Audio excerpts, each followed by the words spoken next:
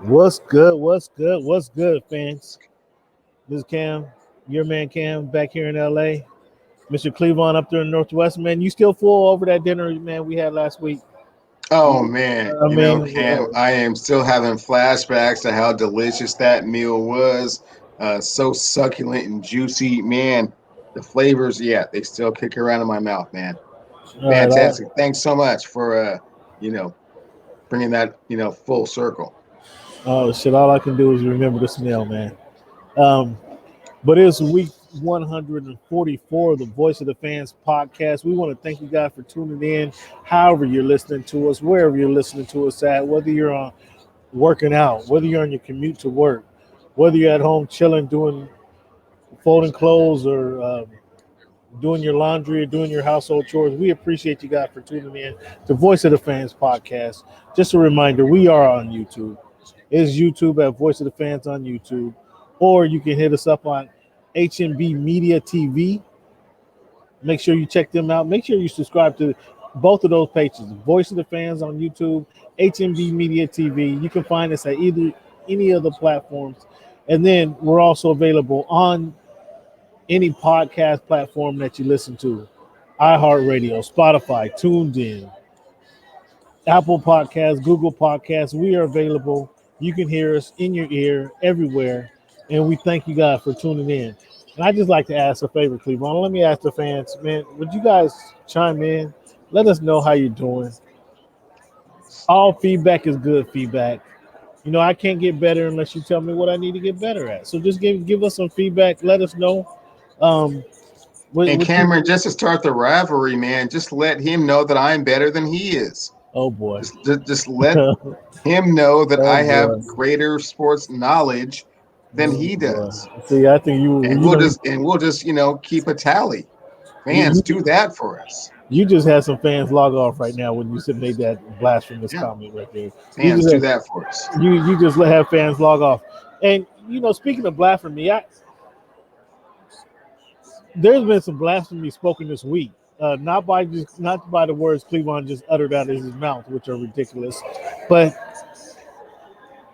many of you guys know I'm not a Laker fan by any stretch of the imagination, but I was a number 8 fan. And somebody just compared Devin Booker to number 8 this week. And we're going to get into that, Cleveland, because I know you're a bandwagon Laker fan. And I mean, do you even know who number 8 is I'm talking about? No, I'll make the analogy, Cam, for you, plain and simple. I can't wait to get to that segment of the show. Wow, Well, that sounds exciting. I can't yeah, wait to get there. yeah, we're gonna have Explain how that whole thing kind of came down. we're gonna have that conversation. I mean, it's stupid. However, it comes down, it's stupid. It doesn't make sense, and we're gonna look at just some bare raw facts that blows that theory out of the access just immediately. We just immediately blow that out the access, and it's going to be a short conversation. So hopefully, you come with your right frame of mind and don't try to bring that nonsense into the conversation. But once again, fans, in this episode, I told you we're going to talk about this number 8 saga. We're going to talk about um, the round 2 of the playoffs. So a lot of guys went fishing unexpectedly. We're in the conference finals now, so we got some conference finals discussions that need to be had. We got some NFL topics, man. Cleveland, opposed to what you and I thought last week, some changes have been made within the NFL players, and we got some players coming out. So we're going to talk about that and how that impacts the game. Obviously, as we do each and every week, we got this day in history, and then we're going to start our NFL breakdown of the divisions this week. That's going to be this week, and every week from here till the season starts, we're going to give you a divisional breakdown. And so by the time season starts, you guys will have a full understanding of what to look for in the National Football League this season. And so we're going to help educate you. We're not going to get into our fantasy football talk just yet, but we're going to give you NFL content all the way as we do each and every week. But we're going to lead you up until the start of the season with the breakdown of each division one by one. So, Clevon, you ready? Ready to go, Big Cam. All right, man, let's do this. Once again, fans, I want to thank you guys for tuning in to Voice of the Fans podcast. It is 144 144 shows that we've done for you guys. So we got them locked, got them in the bag for you. So you can go back and listen to that podcast anytime you want to.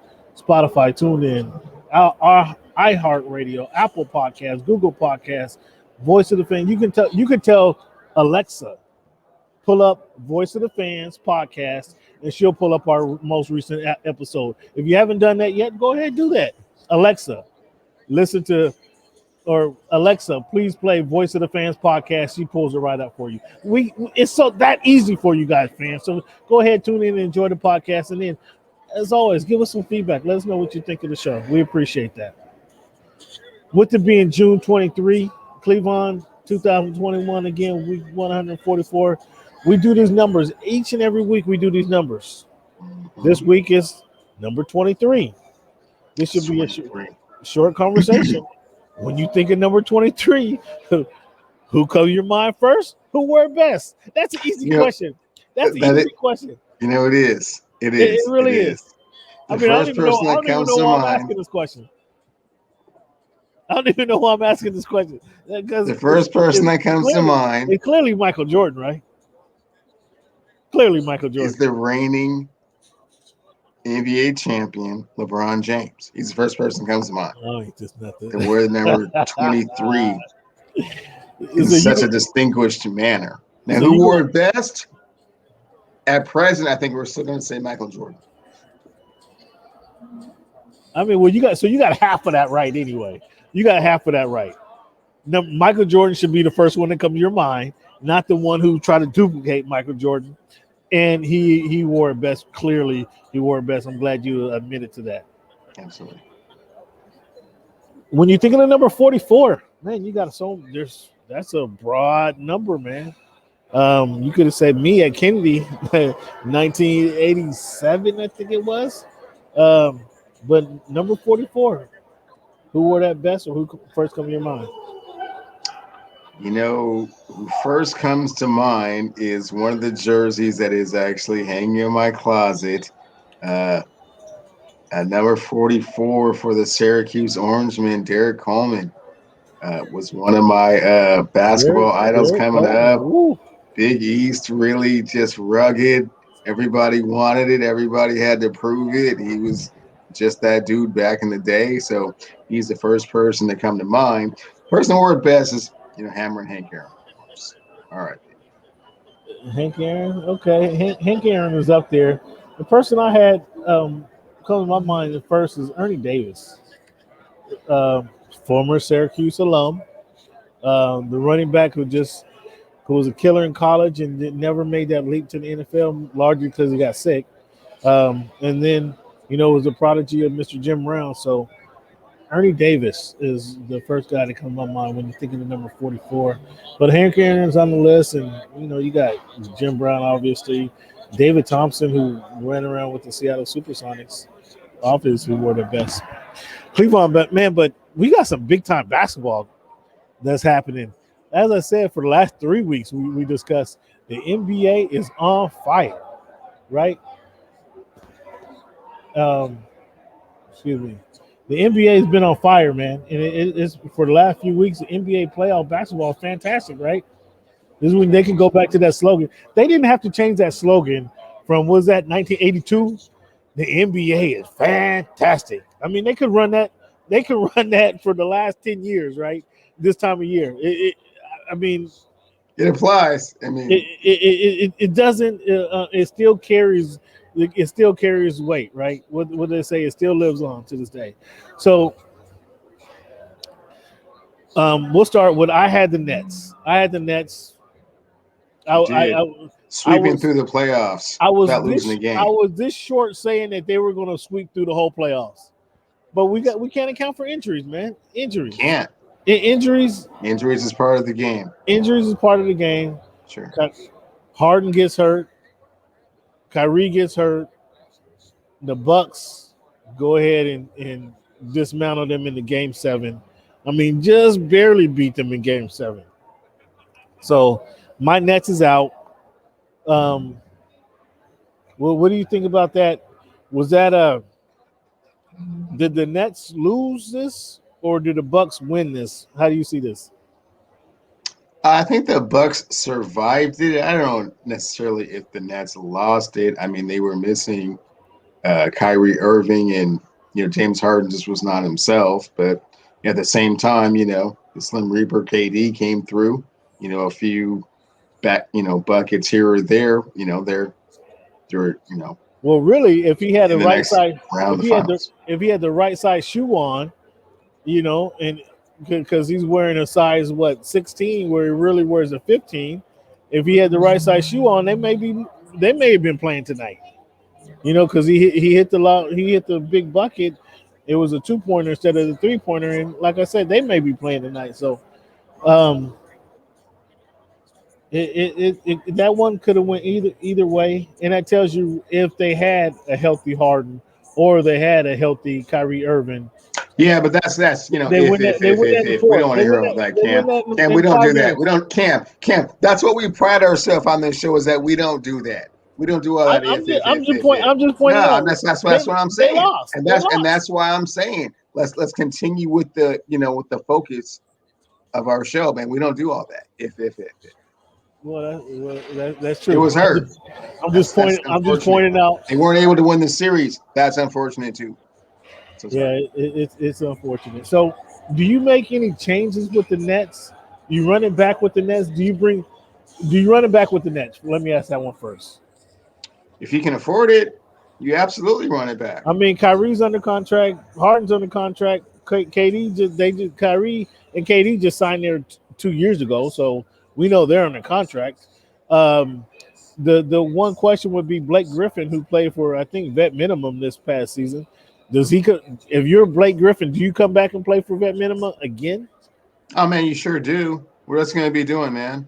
This is your last best chance to win the championship, for sure. Okay. Do you bring Joe Harris back? You bring Joe Harris back for sure. He spreads the court. Absolutely, you bring him back. But didn't he go like 1 for 11 in the close? That happens sometimes, man. He's going to be better. There's going to be better players on the court. That's with no Kyrie. Imagine if we had a Kyrie and a Harden and a Durant on the court at the same time. Shots are probably a little easier to, to handle. Okay. So the Sixers, 76ers, your 76ers, in fact, lose to the hot Hawks. The Hawks, who just is flaming right now.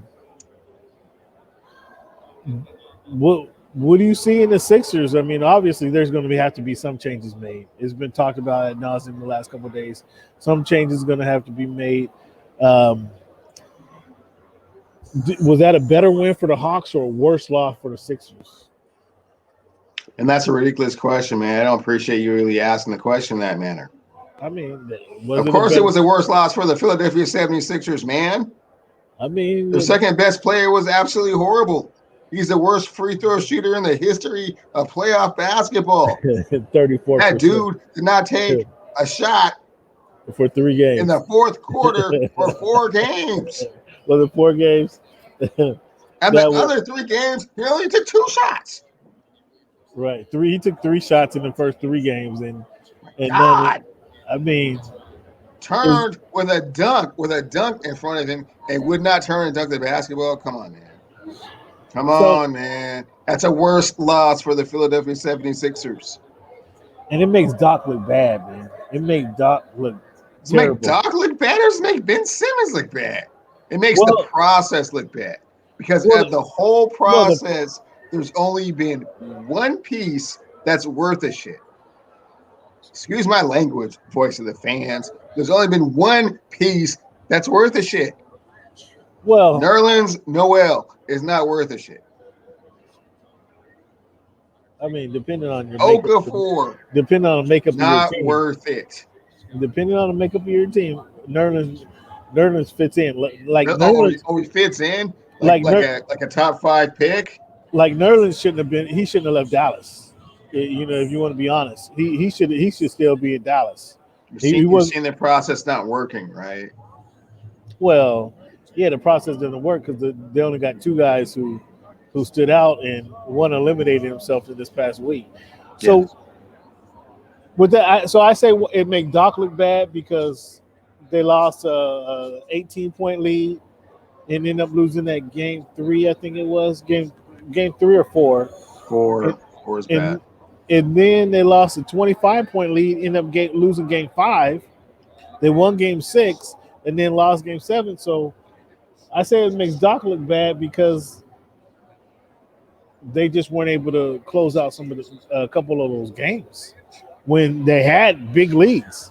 And it's kind of similar to what happened with to the Clippers when they lost to Houston, and then when Clippers lost last season, they had big leads up on the Nuggets in all 3 of those games, game 5, 6, and 7, and they end up losing that series. So it's kind of a repetitive thing. It's a chance for people to pile on with Doc, I guess is what I'm saying, and that's why it makes Doc look bad. But I mean, do you package Simmons? What do you do with Simmons? Do you package Simmons? Do you take him to a shrink? What's your move with Simmons? I don't know if you can keep him, Cam, but you have to trade him to a team that already has shooting because you're trading him somebody that the team that's getting him already knows that he cannot shoot a lick, man. He can do everything else on the court, but cannot shoot the basketball. That's a deterrent. That's a problem in the NBA. That's the ultimate goal is to score buckets, right? And you just can't shoot at all. And you're owed $35 million a year. That's kind of hard. So I'm interested to get your opinion. And fans, I try to get Woj on the podcast with us. Get Woj. I try to get Woj on the podcast to shed some light on this situation. But I asked him these same questions. I just want to get your feedback, Clevon. What do you think about Simmons for Porzingis? Absolutely not. The Sixers will not do that. Everybody knows that Kristaps is damaged goods, man. You get second-round picks for him at this point. You don't get Ben Simmons. You don't get all-NBA first-team defense. You don't get you don't get an all-star. But you just told me you got to get rid of him. You just told me you got to get rid of him. So if I give you Kristaps and Hardaway. No. Mm-mm. No, you don't do that. So you rather hold on to him. Interesting. And then take that deal for sure. Yeah. I mean, with that deal, you get a shooter, and then you get some. It's Hardaway a shooter. I didn't see that too much in games 4, 5, 6, and 7 of that Clippers Mavericks series. I mean, but you saw him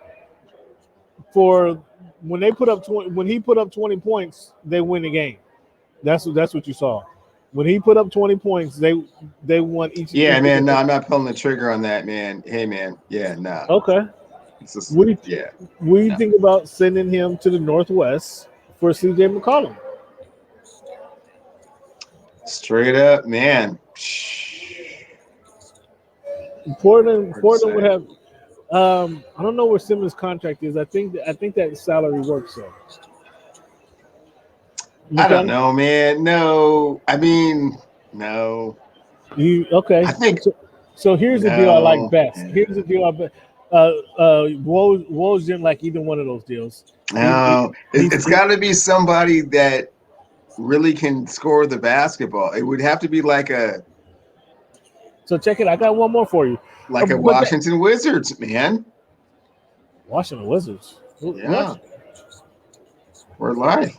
For Bertans? You sending to Washington for Bertans in the same divisions? Hachimura, we'll give him to him.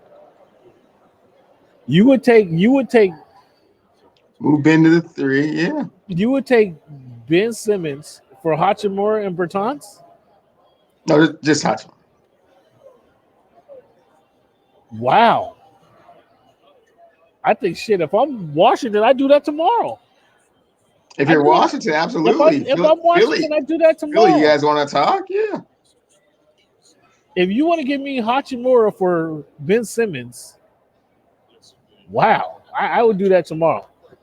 If I'm Washington, I'll do that tomorrow. If I'm Philly, I like Hachimura. So yes, I don't know how Hachimura and Embiid kind of will get along, and I think we still need a backcourt. We need somebody in the backcourt, but that would be an interesting move. Here's another one for you. What do you think about Gordon Hayward and Terry Rozier for Ben Simmons? Who says no? Who says no to that one? Charlotte gets some defense. They get a known player. They get defense to go along with the Ball brother. Who's coming with Terry Rozier? Gordon Hayward, who's been injured. He kind of an injury prone, but when he's right, he can score. Oh yeah, Charlotte says no. Charlotte says no. Charlotte says no. Why would Charlotte say no? You're giving up too much scoring. You're giving up too much scoring. You're giving up like 35 points a game. You're getting like 9 points a game in return. But you got to be able to. You have to be able to score the basketball. They have Ball, who Rozier's not playing. Listen. Rozier is not playing because Ball is playing, right? Right? Rozier doesn't play because Ball's kind of won that point guard spot, correct? You'd agree with that? Okay, I agree with that. Gordon Hayward hasn't been. He's been injury prone. If I was Philly, I have to think about that a little bit. But for the Hornets, Gordon Hayward, he hasn't been worth the $30 million that they're paying him. He hasn't been worth that. Just because I love this, and I love the NBA and where it's going and why it's such a soap opera. You know the best place for him to be next year? Oh boy. Oh my goodness. You know the best place for him to be? Where is that? It's Phoenix. Why is that? Because they won't need him to score. They'll need him to do all of the other things. And Chris Paul at $46 million a year. Yeah, man. No. Chris Paul might not even be there next year. Exactly that. So how? Exactly that. They don't need him. They don't need a ball. They don't need a ball younger. They don't need a ball. They become like forced to deal with in the Western Conference for 5 to 7 years. No. The ball, for him to be effective, the ball's going to have to be in his hands. That means you're taking the ball out of Booker's hands to put it in Simmons' hands? No. You're allowing Ben Simmons to be the facilitator that he is, and you're allowing Devin Booker to work off of the ball. It'll be fantastic. He also understands how to play with a big man, so DeAndre Ayton's game just expands. It'll be fantastic. There we go. What it is, bro. There we go. There it is. Big CB, what's up, fellas? What's going on? What's going down, man? All right, this is how it's gonna go. We having a conversation right now, Ben Simmons. Fans, let me tell you, we got Mr. Clint Lomax joining the Voice of the Fans podcast. Former Garfield Bulldog, two-time champion. How many championships you guys winning? We won 2, and then senior year we got robbed in the final. Okay, all right. But this guy been known basketball historian here. Okay, so if you know me and you know I'm passionate about football, he's equally as passionate about basketball. Clevon. So we got Mr. Clint Lomax on board. Thanks for joining us, big guy. I appreciate you inviting me, man. It's good to be on. I always wanted to be on the show, dog. When you guys first started, I was trying to find the time to do it, and this is like the perfect time. I got like oodles of. I know a little bit of football too, man. Football is my first sport. You know, Big CB was playing back at the house. He was playing football. Okay. I was watching them play, so But even still, though, I've been following football since '78. So that's how old I am. All right, man. We got football content. I mean, we don't go. A show doesn't go by. That's the genesis of the show is the NFL and the football content. But with the NBA being so on fire right now, we got to talk about what's going on in the NBA. We got to talk about it, and this is a good time to get you on the show because this this Laker or anybody but LeBron basher, Laker front runner, like fair weather Laker fan. We got him on the show, and I know he's dripping with the content that he wants to talk about. But let's get into this conversation that we're just having. You joined us while we're talking about the Ben Simmons saga, and you tell me who says no about sending Ben Simmons to Charlotte for Gordon Hayward and Terry Rozier. Who says no? Charlotte says no. You know why? No. You know why Charlotte says no?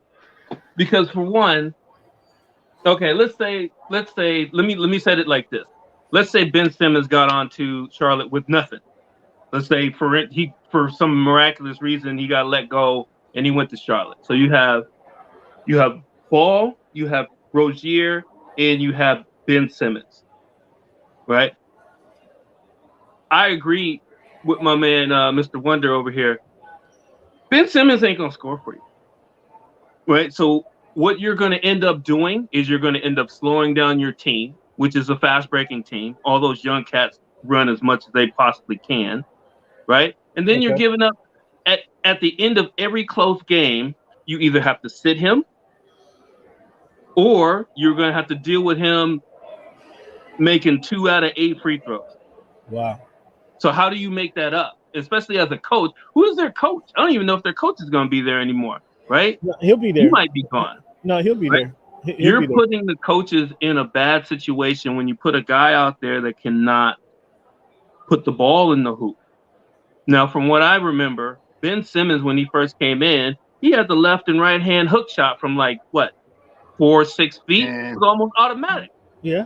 Okay. That's gone now, right? Trading Ben Simmons for anybody right now is, it would have to be one of those LA Clippers in the back office trying to get Paul George type trade, right? Giving up 3 or 4 first, second round picks, passing who they get. Oh, they gave up the young cat over there that went to OKC. OKC, yeah. And he's doing work. Hey, Gilgeous. Exactly. He's doing work right now.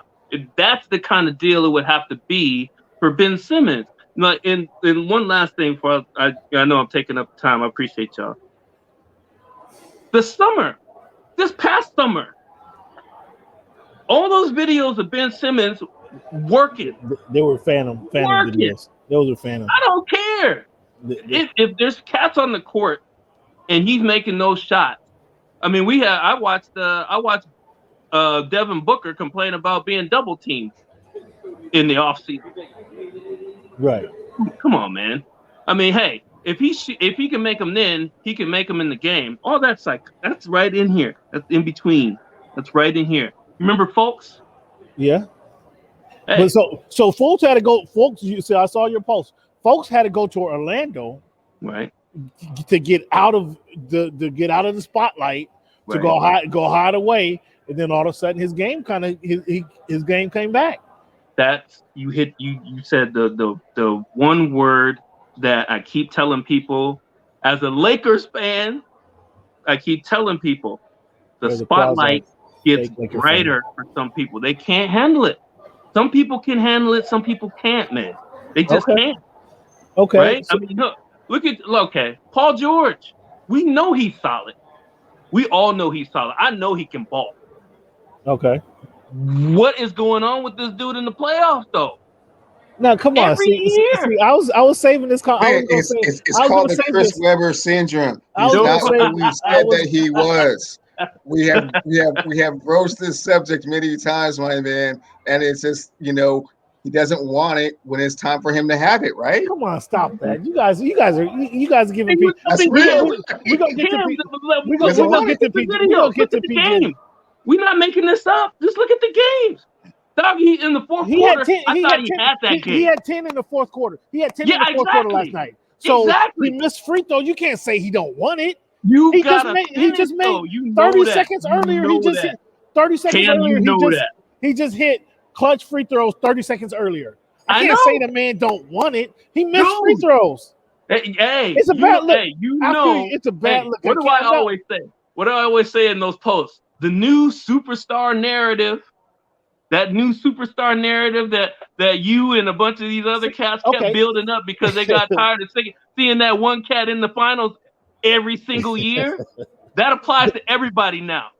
Okay, everybody. So since you want to jump right into this, you bringing it right up. I knew it was dripping. I knew he was salivating to talk about Paul George. I knew he was salivating about that. I love Paul George though. I mean, he can play the ball. The dude can. See, 6'8", two-way guard. He one of the best in the league. He got to finish. Fair enough. So there's some guys who you just described, and I'm gonna compare, just for the sake of argument, Paul George to Tobias Harris. Okay. Both of them skill set is out of this world. Both of them can put it. They can shoot jumpers. They can put it on the floor. They can dunk on you. They can play defense when they need to. One guy does it more consistently than the other guy. Okay, we haven't seen that. We haven't seen Tobias turn that corner, elevate in the playoffs, and take that lick to put him in the superstar, not a superstar, in the conversation. That's true. We've seen that from Paul George. Paul George did that before the injury, right? He did that before the injury. But Paul George has remained in neutral in the star category. We all want him to emerge and ascend to the superstar category, but he never seems to do so. And when he has opportunities to do so, that would be prime examples of why you're a superstar. He does not take advantage of them, so he remains in the star stratosphere. So and you're Clevon, you're right. We can't argue that. But if you look at the last 10 seconds of last night's game, ignored, it's hard to ignore that. I understand that. But he's been performing. Kawhi goes down in game 4 of the last series against Utah. Paul George steps up the next night. What he has 39 and 15. No. You're thinking of Terrence Mann that had 39. What did Paul George have? Paul George had the big game in game 5, and then Terrence Mann finished it off in game 6. But he had 35 and 15 because that stat was only done by KD in this offseason. That stat was only done by KD in this offseason. I remember that. I wrote about that. Game 5 or game 6? Game 5. He had 35, 16, and 8, I think it was. I'm not looking at it, but 35, 16, and 8, something somewhere around there. Okay. Yeah. But in other words, he stepped up when he needed to step up. He stepped up. Obviously, the game since was who? Say his name, Clevon. Game 6 was who? His name is Terrence Mann. Okay, we watched it with them where Terrence Mann stepped up and performed. Okay, Paul George, you guys are right that he hasn't ascended to that superstar stratosphere, but he is not on the level of a Tobias Harris, where he's just good talent that hasn't blossomed yet.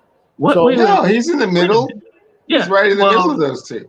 Yeah, I mean, I think he's definitely above Tobias Harris. I mean, Tobias Harris has had his hiccups too. I just saw a couple of games this playoffs where he froze up and they lost some games because he made some bad decisions for sure, right? I mean, when you're Tobias Harris, you shouldn't be looking to pass to anybody, especially right? And he was. And that's a bad sign when your stars who aren't really facilitators. Tobias Harris he's not an assist guy. He's a scorer. Yeah, he's a scorer. He should be on your team to get buckets. Exactly. When he's one-on-one, there's no way he should be looking to pass. And there's a number of times in the playoffs he was looking to pass. Yeah. You can't. I mean, that's the truth. At least Paul George he's getting the shots up. And so, Clevon, you and I had this conversation even last season when they faltered in the playoffs last season. He is a number 2. No, I haven't never. And Clevon, to tell you that I have never confused Paul George for being that alpha dog, that leader of your squad. I've told Clevon he's a number 2. He's a follower, if you will. Great player. He's just gonna follow what that main guy does. Hold on, Kim. That's the question, though. Why though? Why do you think that? With the talent that he has, why is he a number 2? Some guys have a personality, some guys don't. Some guys, he's been that. We see because that. he's more comfortable deferring when the situation is big. I'm gonna give you guys a couple of examples just from following and covering the Clippers. Post game. Initially, when Paul George joined the team, Paul George was hurt, so the media didn't get a lot of chance to talk to him. But when he would come and be honest. Too honest, I think sometimes he would just come and be too honest with us. When he came and started playing, his first couple of games, post game, he come right to the microphone. Post game, in his sweats, whatever he has on, he coming right to the microphone. And Kawhi Leonard had to tell him, dude, we don't go to the mic first. Let the other guys go to the mic first. So Kawhi Leonard will go get his massages, get his workout in, take his time, and make the media wait an hour, sometimes 90 minutes before he would come to the microphone, and then give us his, short answers, one, 2-word answers, whatever he did. Shortly thereafter, Paul George started doing the same thing. He's a follower. Great player, great person, but he's just a follower. He's not that alpha dog. He's not that leader. That's an example of it. When that was last season. This season, when Rondo, Clevon, you heard me talk about this already. When Rondo joins the team, the very first time Paul George speaks to the media after Rondo, it was 3 days after Rondo joined the team. They asked him about Rondo, how Rondo's going to fit into this team. Oh, he's a leader. He's a leader of the team. We're going to listen to Rondo. There's going to be no conflicts when he speaks. We listen. He's a champion. Fair enough, he's a champion. I grant why you should listen to what he says, but it's like he threw him the keys before Rondo even got put his seatbelt on. Paul George threw him the keys as quickly as he could. That's not not the alpha dog mentality. Think about this. Like you're there, night in and night out, and you get the cam responses, you get the, hey, we played hard, we had to follow the game plan and all that stuff, right? So you have a guy that just came off of a championship who is known for being big in playoff moments, and he is named Playoff Rondo. Whether he has one championship or two championships, which he just came off of a second one. So you're coming into a locker room loaded with talent, which I've always said they had 9 starters this year, 8 starters last year. But for some reason they couldn't get over the hump. Now you have this guy coming in with the championship. He's been to 3 finals, or was it 3 finals? I think, yeah, 3 finals, 3. Right. He had good success some success with Anthony Davis, right? When people didn't think they were supposed to do anything. Chicago. Well, exactly. In Chicago, he did work in Chicago. So he comes into the locker room. How is Paul George with his track record? And trust me, NBA players look at that. That. They talk about that all the time, about how other cats don't perform and things like that. So what is Paul George going to look like saying, all right, me and you, we gonna run this. Kawhi's just going to play by example. Me and you, we're going to be on the team. That don't sound right at all. If I was Rondo, I couldn't take him serious. Clint, that doesn't happen in 3 days, bro. in 3 days, that's the point you're making. What you're saying is correct. The levity that he comes in and the cachet that he comes into the locker room with is clearly understood. Nobody can dispute that. But within 3 days, bro, you don't already threw him the keys in the car. And what's the other part of that component, Cam? Is that Paul George is not 22 years old? He's like 30 years old. So it's like, why are you all of a sudden turning over leadership responsibilities after you've been in the league for this long? You really shouldn't be doing that, right? Yes. You shouldn't really be deferring to someone else, even if they've won championships. I mean, you've been in the league a little bit. You've seen a few things, man. You've been a part of some championship runs, man. And more importantly, he's the guy just for shits and giggles for no reason. More importantly, we've been through the storm last year, the worst storm that any of them been through. We went through last year. Hold on, wait. Who's we? Who's this we you talking about? I'm just saying, if I'm Paul, if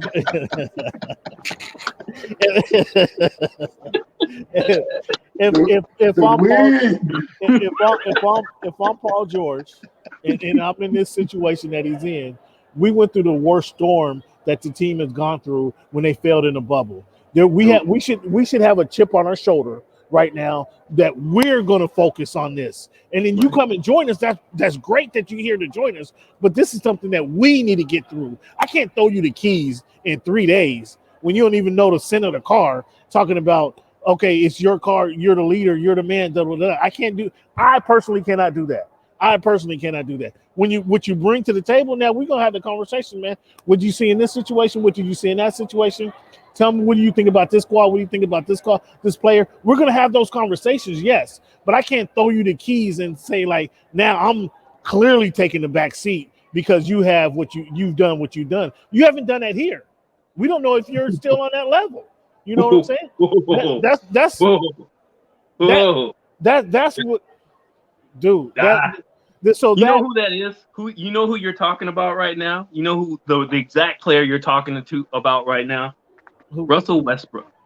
That's the dude. He says stuff like that.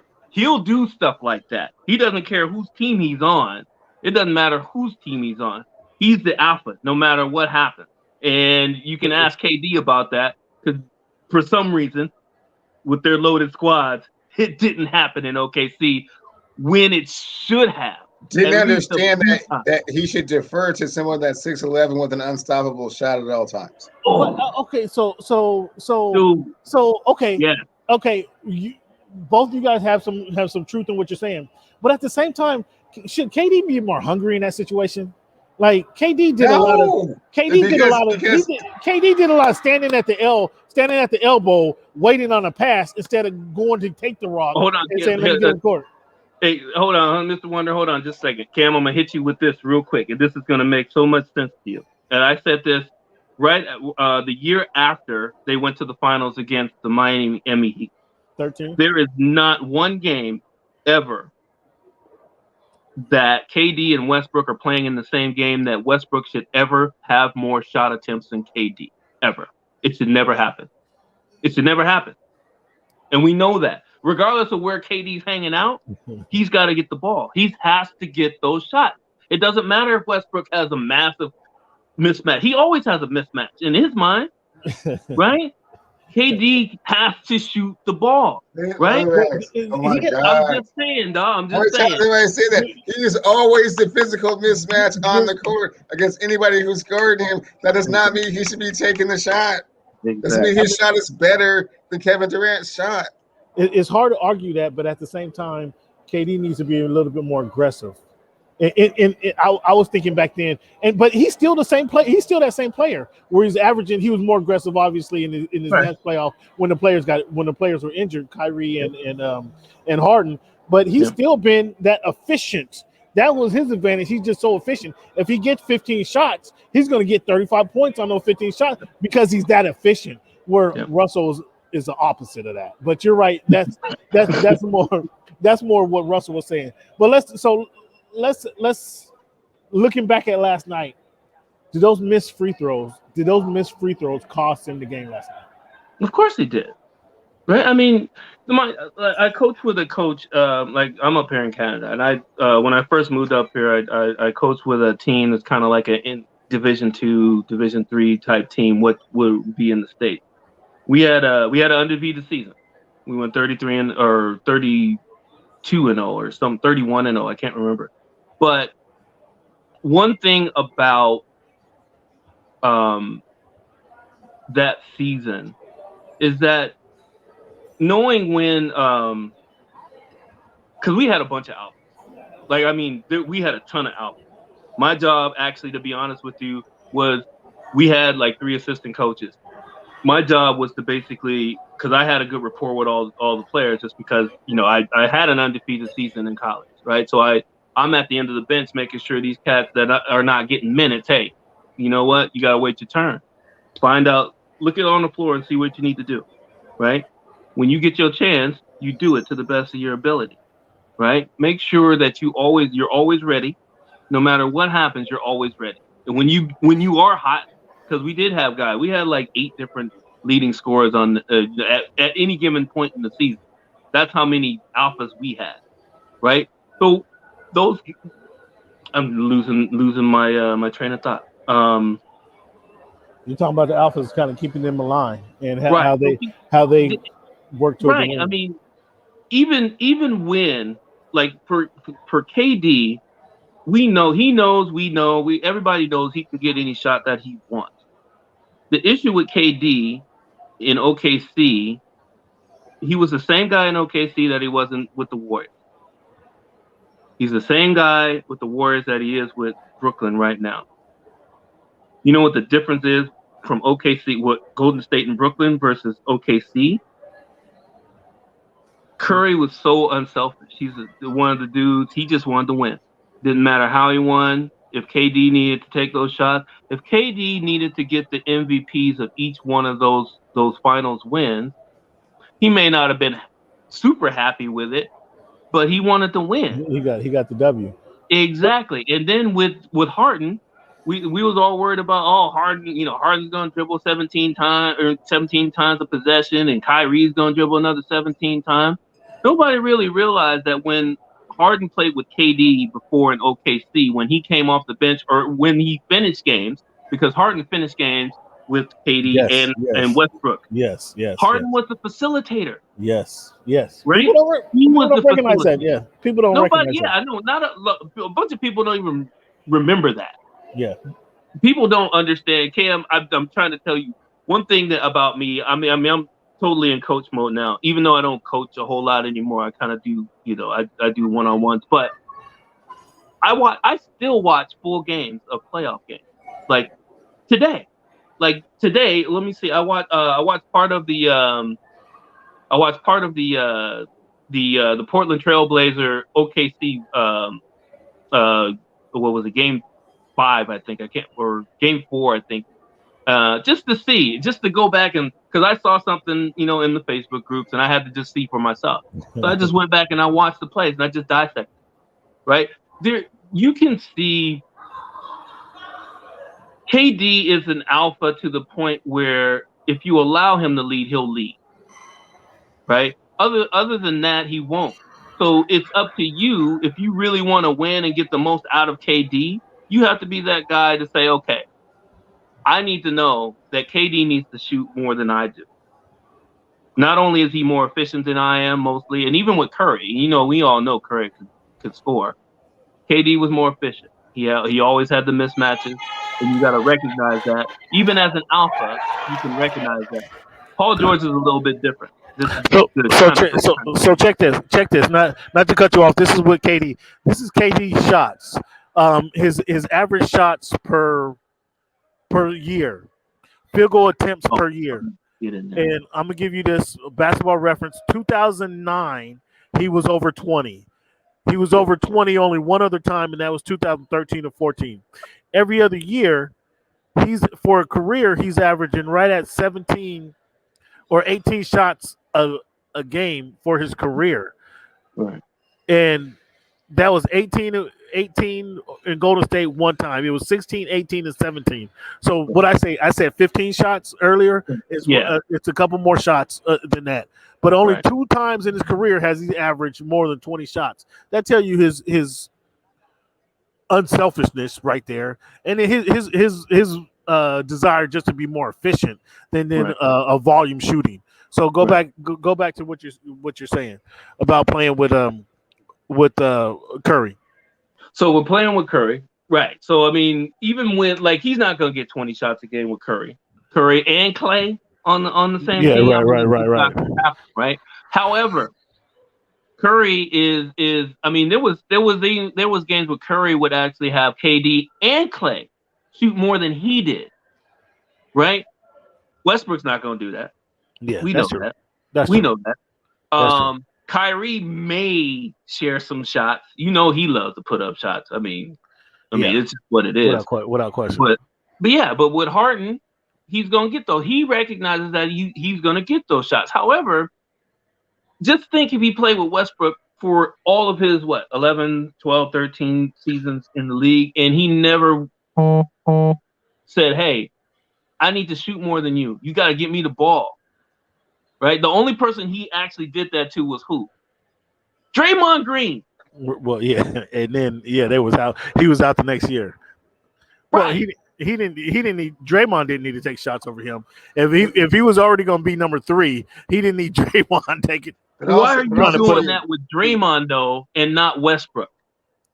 But to your point, Clint, you know what else is going on is like it was not a power struggle because Curry and Clay had already won it, and he was a complimentary piece coming off of that. Whereas with Russ and KD going at it, they never got over that hump. So they were never, at least Russ wasn't convinced that KD was the answer to getting over the hump. Which he should have been convinced because it was KD, but he never ever was. So when it ever came down to when it comes time to get down, he would never defer because he didn't believe in him in the way that he should have. Here's where I think, and honestly, I'm probably just starting stuff here right now, but I'm just going to put it out there. I think it was Game 3.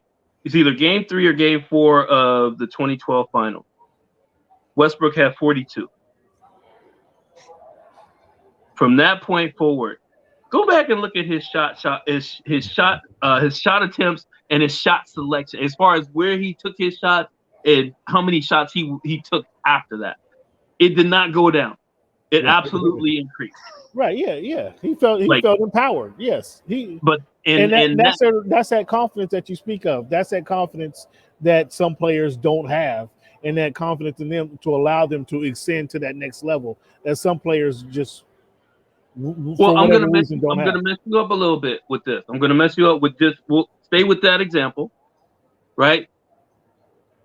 So Paul George shoots a lot of shots. And there's a lot of games where he shoots more than Kawhi. So why can't Paul George say, "Hey, I'll be the guy. Let me do it. I'll do it." How come he can't do that? Why does he have to wait for Kawhi to go? What did he go for that in that one 14 for 14 in the fourth quarter against Dallas? I can't remember what game that was. Whatever that was, that's bananas. Right? That's bananas. But why does Paul George have to wait for that? It always seems like he's waiting. He's always waiting for that other guy to go and get it done when he's the guy that's supposed to get it done. Kawhi's not there. And that's what brings me back to last night. Kawhi, I mean, and this is, I mean, you know what? For the we people, for the Clippers fans, for the we people, This is your downfall. You see Kawhi do something that I can't remember the last time I saw something. I don't even know if I can't remember. I've never seen Jordan do that. I've never seen Jordan do that in a fourth quarter of a playoff game. Never. I never have. Now we come to Paul George, 10 points in the fourth quarter, balling. Game's in hand. Game is in hand. All he needs, even if he makes one of those free throws, they got. Hold on just a second.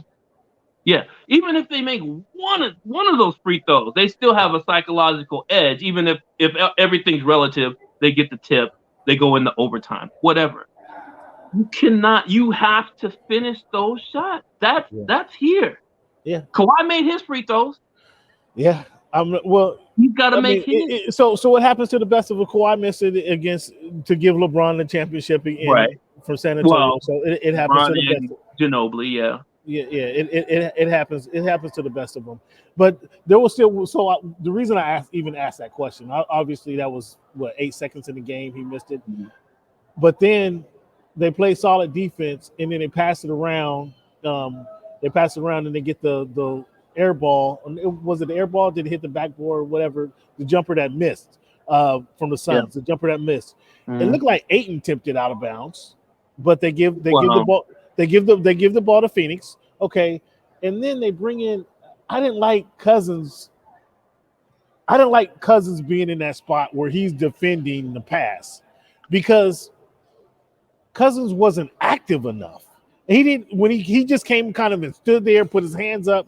We need a big 7-footer, but he wasn't jumping around. He wasn't trying to blur the vision. He just stood there with his hands up and clearly gave Crowder kind of a free look to the rim.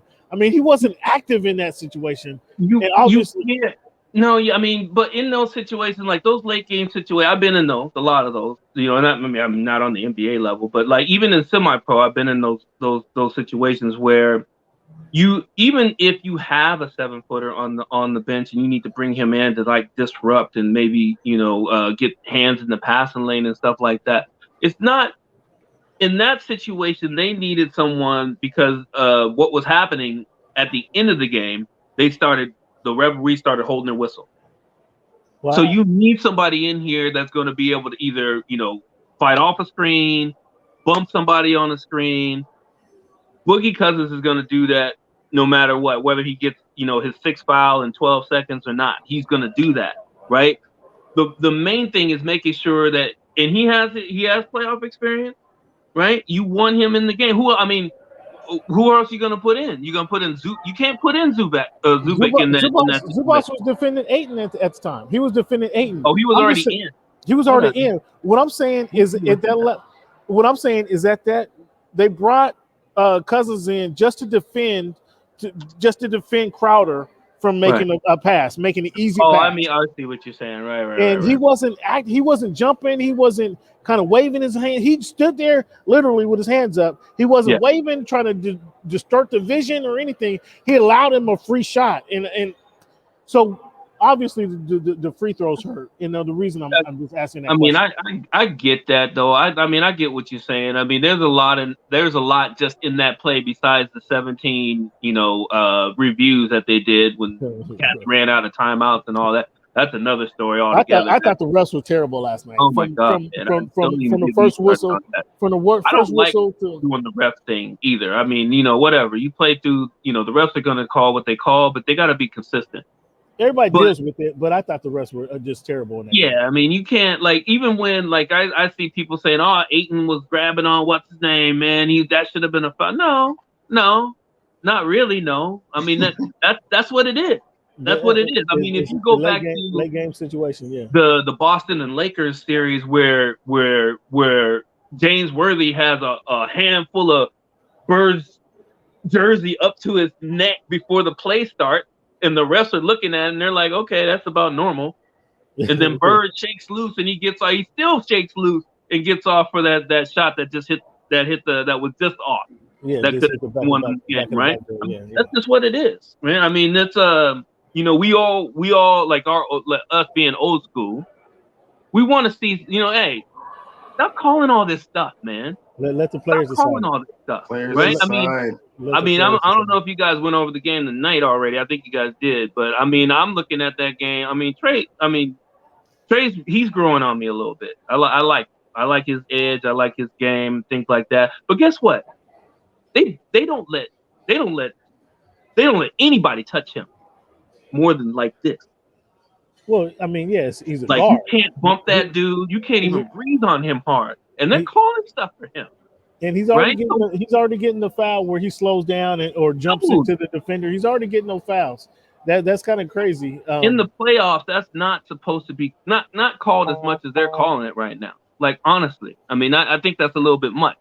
But in the Phoenix game, where you got Devin Booker setting a moving screen, which it is what it is. You're not going to call that in that situation, at right? That moment, right? Right. I mean, and even with Cousins guarding the ball and not really waving, and I mean, even if he was waving, that's a pass that he couldn't get to anyway. I mean, he just can't. I mean, and Ayton is such an athlete. It didn't matter where you're going to throw it near the rim. He's going to go get it. I like Phoenix. I like the tools that Phoenix has, and then I like Monty Williams as a person, as a head coach. I think he's a great person. I just thought that there were some advantages that the Clippers had in that game that obviously they didn't take advantage of, but obviously they let one slip by, and we're gonna see what happens tomorrow. I'll say this right now in front of the world. I got the Clippers big tomorrow night. I got the Clippers big tomorrow night.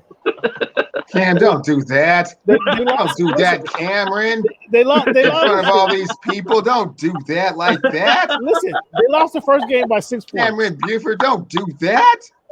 They lost the game. That's not going to happen. They lost the game 1 by 6 points. They lost game 2 by 1 point. As fluky as it was, all the things that happened. Tomorrow night they come home. They're playing in front of their home crowd for the first time. I got the Clippers big tomorrow night. Okay, what do you hear though?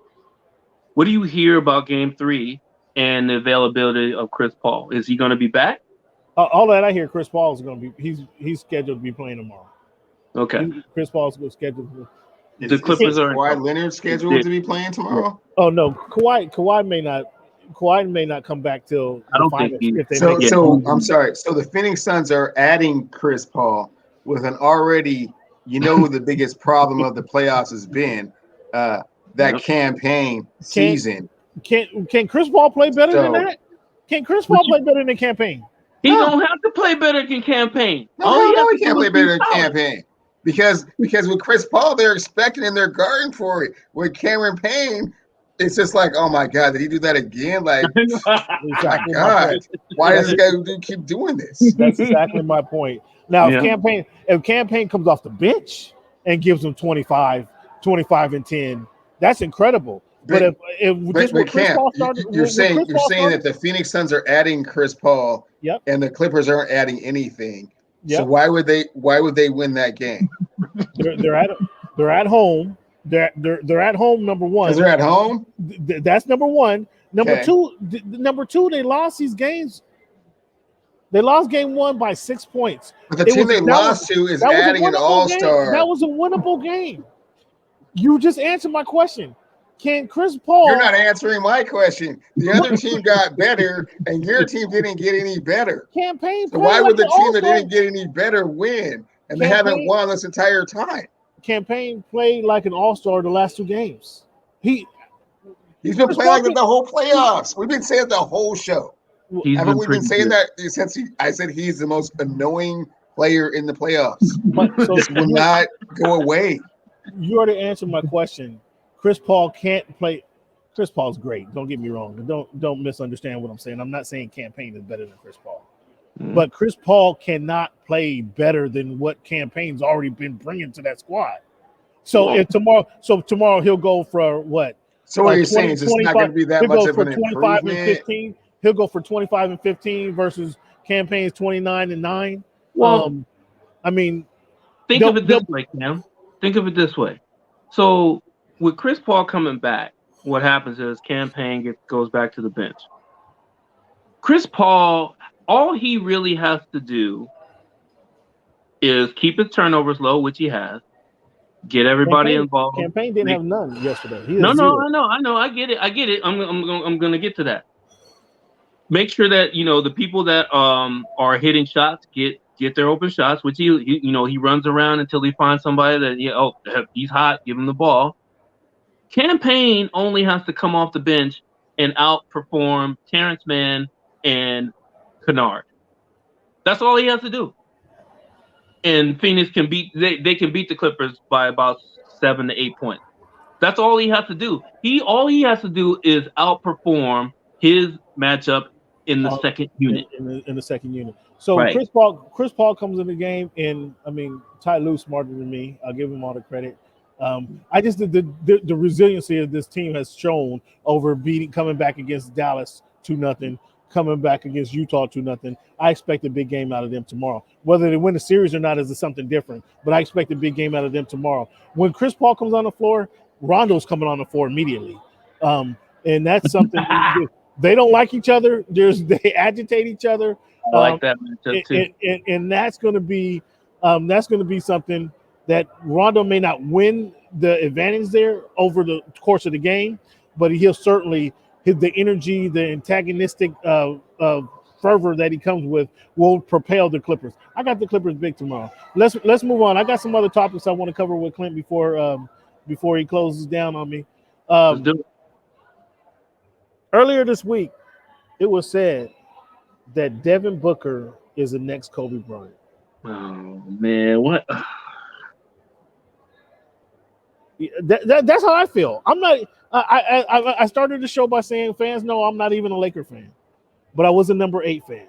A number 8 fan. I was. I tell you real quickly, the reason I enjoyed watching number 8, not being a Laker fan, is after they won the first championship. He put on 20 pounds of muscle and came back and was ready better for the next season. After their number 2 championship, he came back for the number 3. He came back and worked on his 3-pointer. So now he's bigger, bulkier, and now he has the 3-pointer. Number 8 was freaking unbelievable. That's not Devin Booker. Devin Booker's not there yet. Number 8 was in the NBA All-Star game at 19. Devin Booker was just graduating, or no, he didn't even graduate. He was just at University of Kentucky. Okay, not in the league. It took him 4 years to make it into an All-Star game.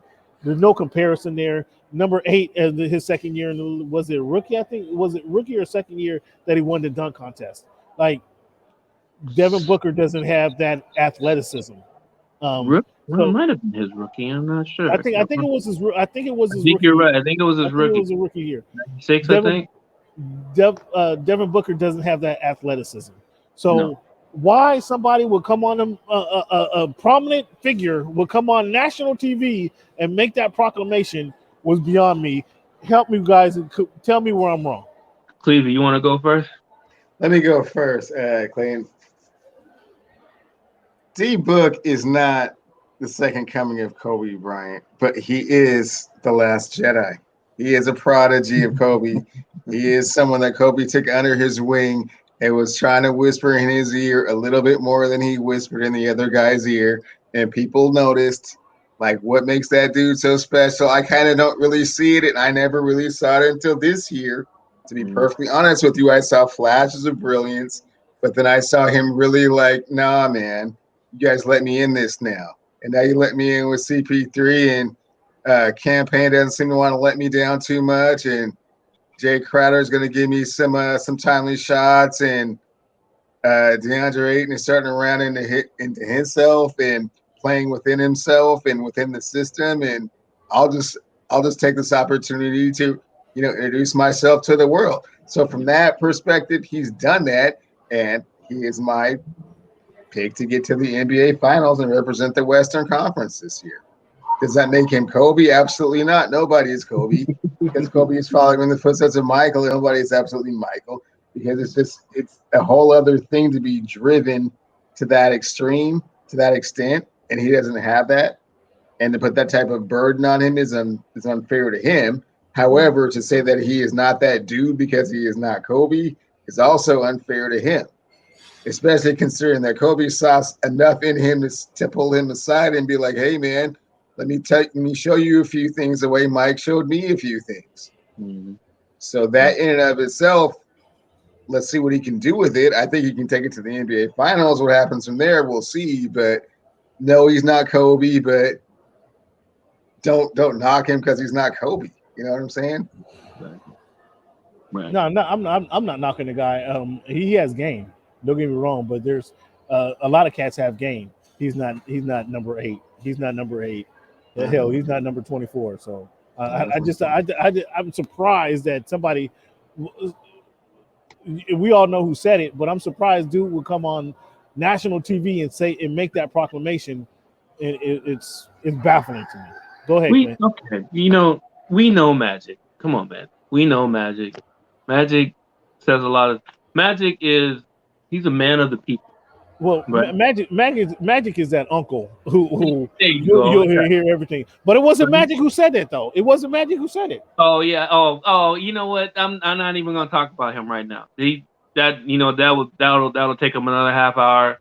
I don't want to waste everybody's life breathing that nonsense. He's irritating me more and more every day right now. So I'm going to leave him out of this equation. But I'm going to give you a little brief history that I haven't told most people. I think Otis knows.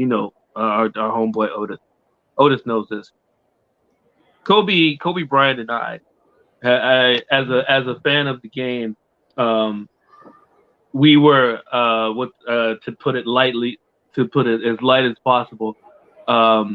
I had my differences with Kobe Bryant because I felt that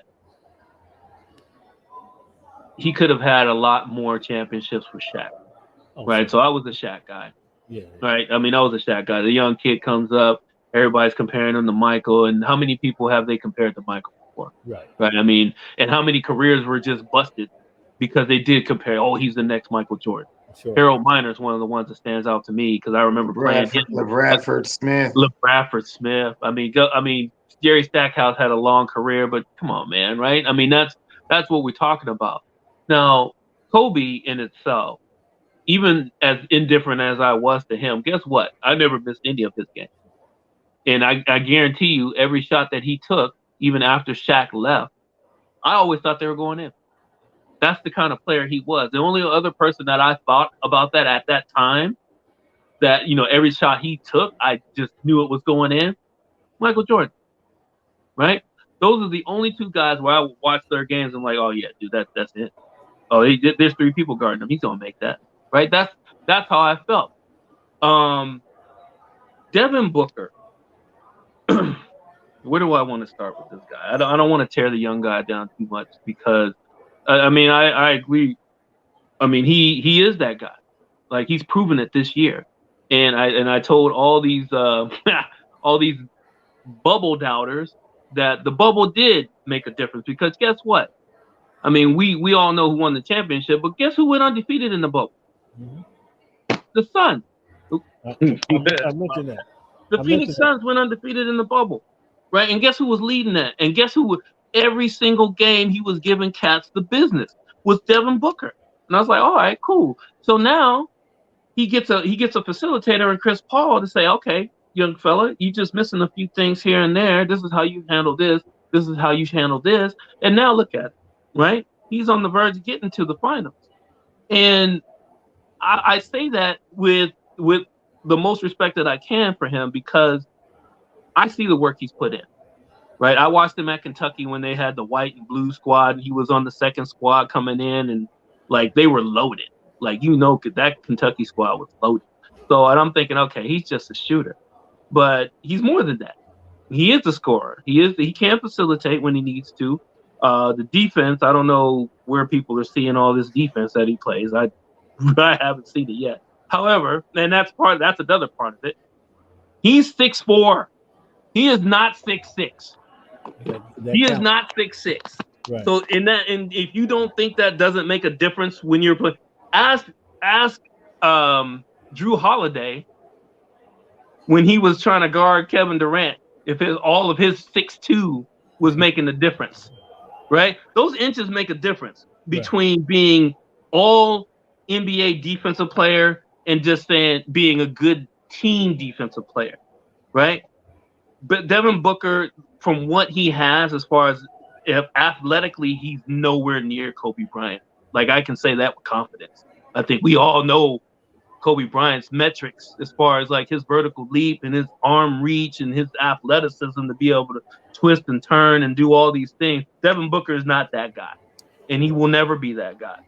Now, when you put that on him, like, well, you're the next coming to Kobe Bryant, that is a ploy by that guy that I'm not going to say his name right now. It's how he breaks down different players. He did something similar to Stephon Marbury before and during he was in New York. He did the same thing to Iverson, to the point where Iverson wanted to kill that dude. Wanted to check him. Yeah, had to go check him on that. Yeah. You can't put that type of pressure on people where it doesn't fit. Devin Booker will never be Kobe Bryant. Yeah. He may get close to some of his accolades. He'll never be Kobe Bryant. So putting that on him, you know what? You're setting him up for failure. And hopefully, because he's so unrealistic expectation. Right. And you know, Devin Booker, his skin is really thin too. And that's not good, because we all know the guy that has like Twitter burner accounts, capping on teenagers. Right. My God, he has thin skin. How many times have we talked about this? Right? Yes. He's not KD either. He'll never be KD. If you can't be KD, you're not gonna be Kobe. You're not. Yeah. Right. And people are gonna look at this and they're gonna think they're in the Twilight Zone, because it's rare that I defend Kobe as much as I'm defending right now. But I know how great he is. I love greatness. Yeah, no matter how. Well, you can't. You don't even have to look at it that way. That's just being a basketball fan looking at basketball. it just bothered me. It irked me when I heard that statement. I'm just like, dude, what are you doing? But we got a question here from somebody listening in. And the first comment says, let's be real, Trae Young's prime is better than Curry's prime. Curry in his prime. Trae in his prime? I'm just telling you what one of the listeners are saying, Clint. I'm just reading. I'm just being a vessel right now. So just to shoot that down, I don't think that Trae Young is in the unanimous MVP conversation. No. Come on now. So okay. So that would be a no. All right. and then Clint, and then this. I just wanted to throw it out there. He said he put it on there a couple times. He really wanted to get my attention with that. I thought I'd throw it out to the people. And Clint, you brought up something. When you start talking about Devin Booker and the Kobe Bryant conversation. And I just want to ask your opinion on this. And Clevon, I don't think we've had this discussion actually. But do you feel, we all remember when Jordan left, when Jordan retired, at least I do. When Jordan retired in, what was that, 95, 96? 95, 98 the first time. The first time or the second time? Well, the first time he retired. First time was after the 93 championship. Somewhere in the 94, 95, because Houston won those championships. Yeah. I personally thought there was a little void there. Watching basketball wasn't quite the same. When he came back, and I wasn't really a Jordan fan. Then, to be honest with you, I wasn't a Chicago fan. I'm not a big market, big city fan. So I didn't care what those other guys were doing. But when he came back, I acknowledged and appreciated his game much more than I did his career up until his first retirement. Like there's things I remember about his return and how he was killing the league, and he was coming back to make notice. I'm back. I'm still the best, and here's why I'm the best. He was showing that. But then when he retired, before he came back to play for Washington, which it counts, but he wasn't the same guy we all know when he came back and played for Washington. There was a void in the game. I thought the game wasn't quite the same as what it was when he was at his prime before 93, and then when he came back for those 3 years to win the three-peat. And my question to you guys is, obviously there have been some players who kind of stepped up and carried the NBA to this point to where we are today. But when LeBron retires, do you anticipate there being a void in the game, similar to what there was in that 94, 95 season? Either one of you guys can answer. The void won't be similar in the respect that when Jordan retired that first time, he was much younger. So when he came back the second time, it was a little bit of a different feeling. And I always loved the fact that Shaq and Penny did not let Jordan just walk back on the court like, I'm back here. Right. I'm about to step in. Oh, I'm Mike. And they're like, oh, dude, I'm in my second year. I'm in my third year. Oh, right, you're just going to roll off the couch and get with Shaq and Penny? No, it ain't what you thought it is. They weren't having it. Like, okay. So, no, you're not Superman. You're a great player, and we respect that, but respect the game as well and respect who we are. When LeBron leaves, there will be a void, but it will be a void not in talent necessarily, because there are players that, have a certain skill set that can not really replicate what LeBron is doing, but, they're formidable in what it is that they're able to do. But just in the responsibility that they will take for the league and for their team, for that matter, I don't think it'll be the same thing. So I think you'll see a lot more of, those microwave dynasties, a couple 2-3 years, those guys are really dope, and then they're going to leave, but there's really no focal point to it. So I think there will be a void. Who's going to fill it? That's kind of hard to say. Sure. And Mr. All Things LeBron, what's your thoughts? Oh yeah, you already. Yeah, I got the Irish shirt. You already know. So the way the NBA is set up today, and it has been for a while, it's built for a lot of scoring. Not as much roughhousing, right? More freedom of movement. You are having a number of players that are having phenomenal, not just playoff games, but I'm talking about like regular season games where cats are averaging, well, they'll come up with a 30 or 35 point triple double. And some people, it's not even in their chemistry to do it. A lot of people love the highlights, right? I mean, all the young people that I don't even know if they watch games after they've watched the game before, but they'll watch the highlights and they'll take little clips and this is what they think is great. Forms their opinion. Right, exactly. So I mean, with when LeBron retires, because LeBron, I mean, let's be honest. LeBron's never been the best shooter. He's never been the best shooter. He's never been the best free throw shooter. He's never been the best at, dribbling, right? I mean, I know a lot of people are going to be happy to not see him maybe take some contact and sit on the floor a little bit longer than he should, right? Nobody's really going to miss that. I know you're not going to miss that. In other words, flopping. LeBron flopping. Whatever you want to call it. Whatever you want to call it. But for the most part, there's a lot of guys. Like, I mean, I'm like, listen to this list of young people. LeBron's going to retire probably the next couple years, or when his son's eligible for the draft.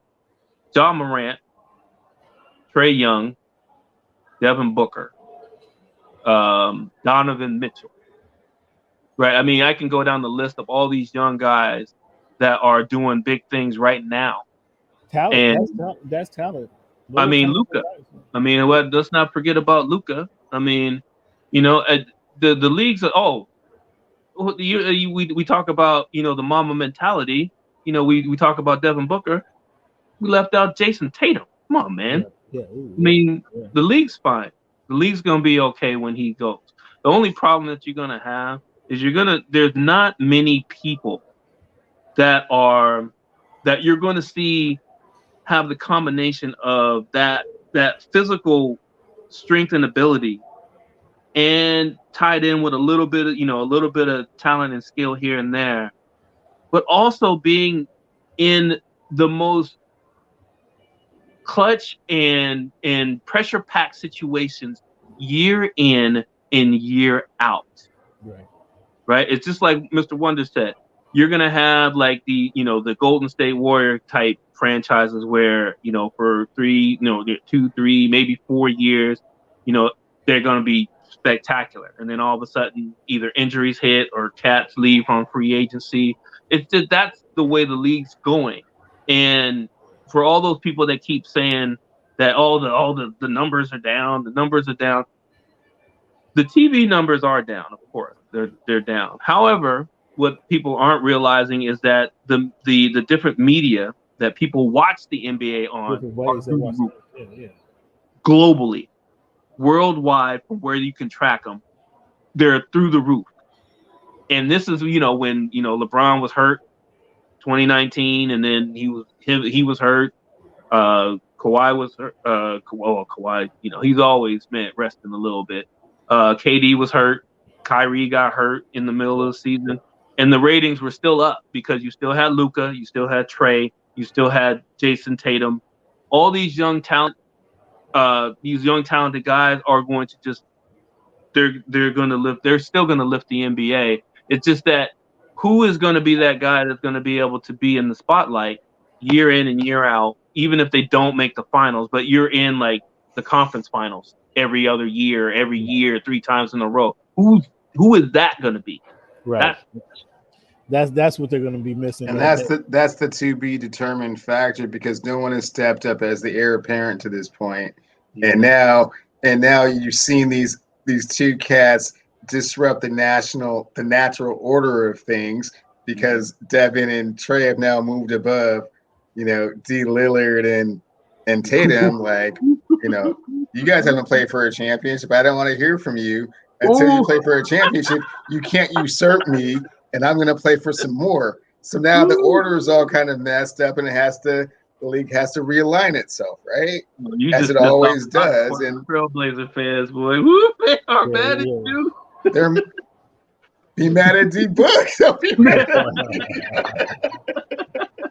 Yeah, He's the one that did this. I was pulling for Logo Lillard, but it didn't happen like that, right? Well, I agree. All right, guys. So this has been great conversation, Clint. We got NFL topics next. So we do have to take a break here, but we got NFL topics next. If you want to join us, man, we love to have you. Or if if you got a wife duty calls, man, you let us know. What's your choosing? I'm good, man. Okay. Whenever. Well, let's take a little break here. When we come back, fans, we're gonna talk about the NFL's got somebody coming out. Totally opposed to what Clevon and I said last week. So we got to talk about that. We're going to ask them, which veterans are you looking to sign? Would you want on your team? The number of veterans that haven't re-signed that's out there. And then we're going to get into our NFL divisional predictions. So let's take a little break right here, fans. And when we come back, we got the NFL topics for you guys.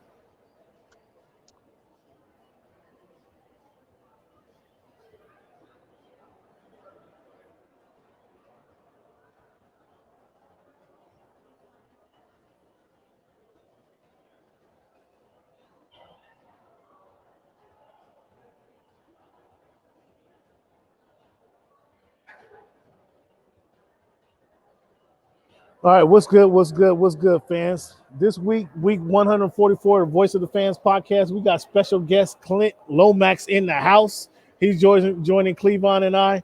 And again, we got heat for you guys every week. We got heat. This week 144, Clinton. Week 144 that we've been doing this on this forum. We're now on. The fans can see us on HNB Media TV. That'll be this show premiere every Thursday afternoon. As we're live on Voice of the Fans on YouTube, and this will be a podcast, so you guys can hear us again, fans. iHeartRadio, tuned in, Spotify, Apple Podcasts, Google Podcasts. Again, Clevon, ask Alexa. Just say Alexa, Voice of the Fans podcast. Boom, there you go. She's on it. So it's that easy nowadays. That's right in. So. Beautiful. Last week we talked about the NFL announcing that they're ready for openly gay players to come out, and I didn't think it was possible. I didn't think it was going to happen. I didn't think the NFL, the machismo that bounces around the NFL, would allow for active player to come out with their being openly gay. However, Raiders Carl Nesbitt and Nasib, he came out. He says, I'm ready. Proud of this guy. I mean, it's kudos to him. Kudos to the Raiders for accepting him as they have. Kudos for the league. I mean, it's obviously with the Me Too movement and Black Lives Matter movement, all of this stuff kind of gets lumped in together. I don't think it really should, but it has happened that way. So kudos for everybody for accepting this as they have. Not that I have a problem with what you do in your bedroom. To each his own. I just was surprised that the NFL players have been ready to do this, and sure enough, it has happened. What you guys' thoughts on this? Nasib coming out and over under on players coming out. Let's say by the time the season starts. So that gives us another, say, 6-7 weeks for this to happen again. Or excuse me, take this back. That's before preseason. So it gives us about 10 weeks before the season starts for another player to come out. The over-under is 2, and I'm going with the under.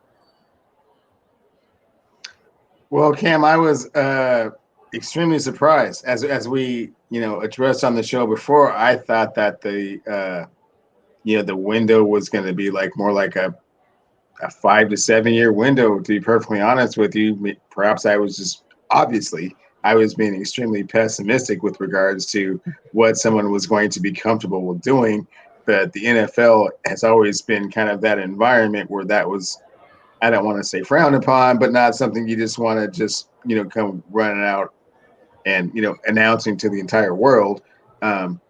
just from the fact that you would be fearful of what the recourse would be from your locker room, first and foremost, and then how the rest of the league would treat you as, you become a free agent and your career continues to progress. Like we said, no one has ever done this as an active NFL player. Michael Sam was the first to kind of be very outward and vocal about it, but he was just a draft pick. That wasn't an actual player in the league. He was trying to get into the league and get indoctrinated into certain things. So that was a different type of scenario. With the over-under being 2, the over-under was 3. I would definitely be comfortable with the under. Maybe one other person does it, but I'm only saying that because I am so shocked that even this person did it. So I don't really have a really strong frame of reference, and we don't really have a whole lot of historical data to kind of fall back on, right, fellas, as far as what the protocol is for this. So this is, we're in uncharted waters here. So I would not be surprised if not a single other person comes out for the next 2 to 3 years. At the same time, I would be shocked if there was more than I would put my over under at more like 3 to 5. And are you taking the over under? If you put it at 3 to 5, you got to pick a number, Clevon. So if you put it at 4, if I put it at 4, are you I'll taking? I'll split it.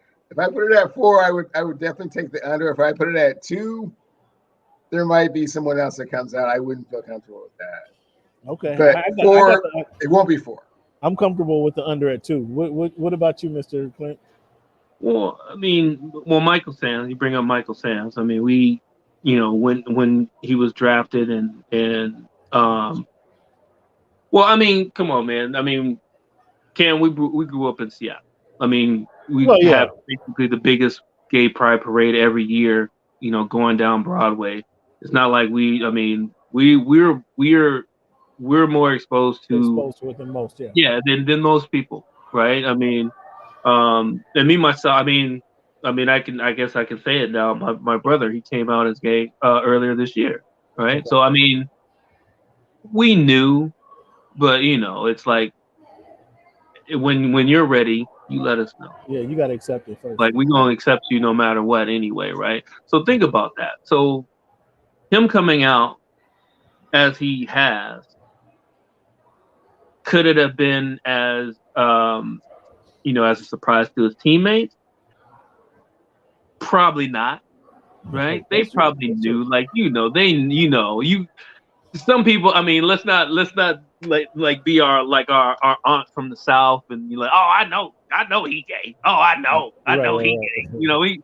We know cats like that, right? But as far as when it comes to NFL teams, we know, cats are, some cats are primitive, right? And you got to be careful, how you walk around them. But I think a lot of his teammates knew, and some of them probably already knew he was going to come out.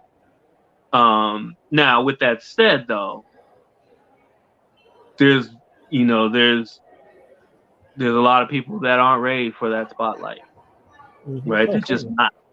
And in that case, in just just knowing that from being in locker rooms and hearing the locker room talk, I have to put it at the under.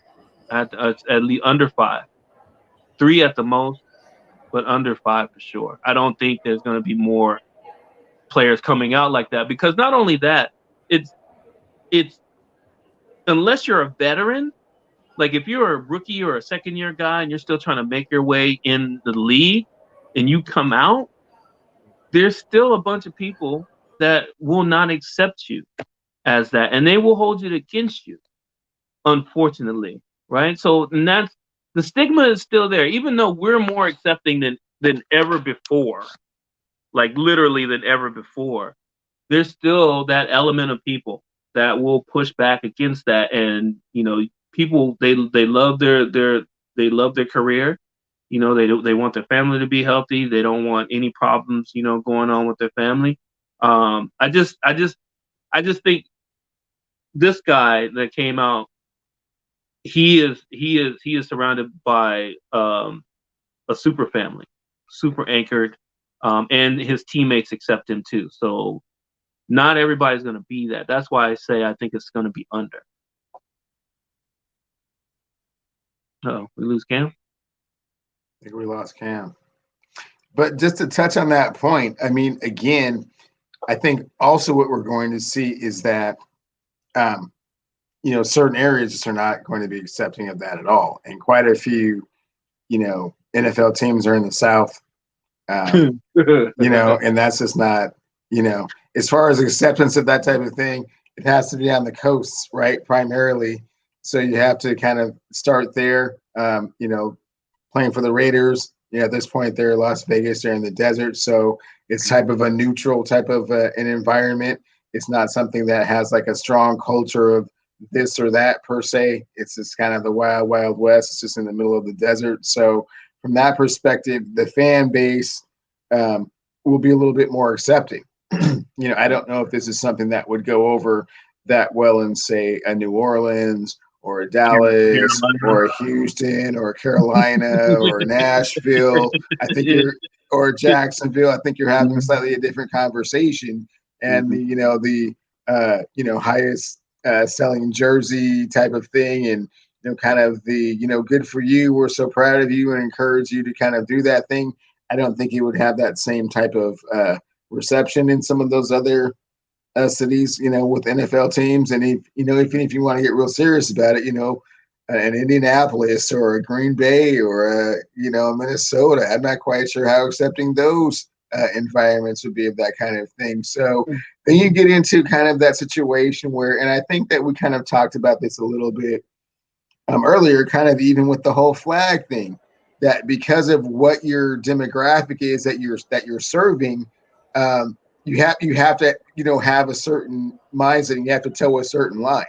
I don't think Jerry Jones is the most racist owner in the league, but he's the owner of the Dallas Cowboys, and he doesn't understand kind of what his constituency is and who the people are that support him. So his reactions to things are not necessarily quite as personal as much as it is understanding who it is that he's representing. So I think that it's a good thing that the Tennessee plays for the team that he does. I don't think it would go over as well in other places, but we will see what the kind of the fallout from all of this is. So what the recap is, you're saying that player could most likely not pull that off in a Dallas Cowboy uniform. No, I don't think he could pull it off west of where or east of where he pulled it, east or south of where he pulled it off. Yeah. To be perfectly honest with you. Yeah, he just had to be on the coast. Yeah, he just ran through all the list of the teams south of or east of Arizona. Even Arizona. You're right, they're in trouble. Yeah, so that's a good point. That was a good point. So thanks for your feedback on that, fellas. That has a little challenge right there. But thanks for carrying the show. Last year we had several players opt out because of COVID restrictions. Some players chose to opt out.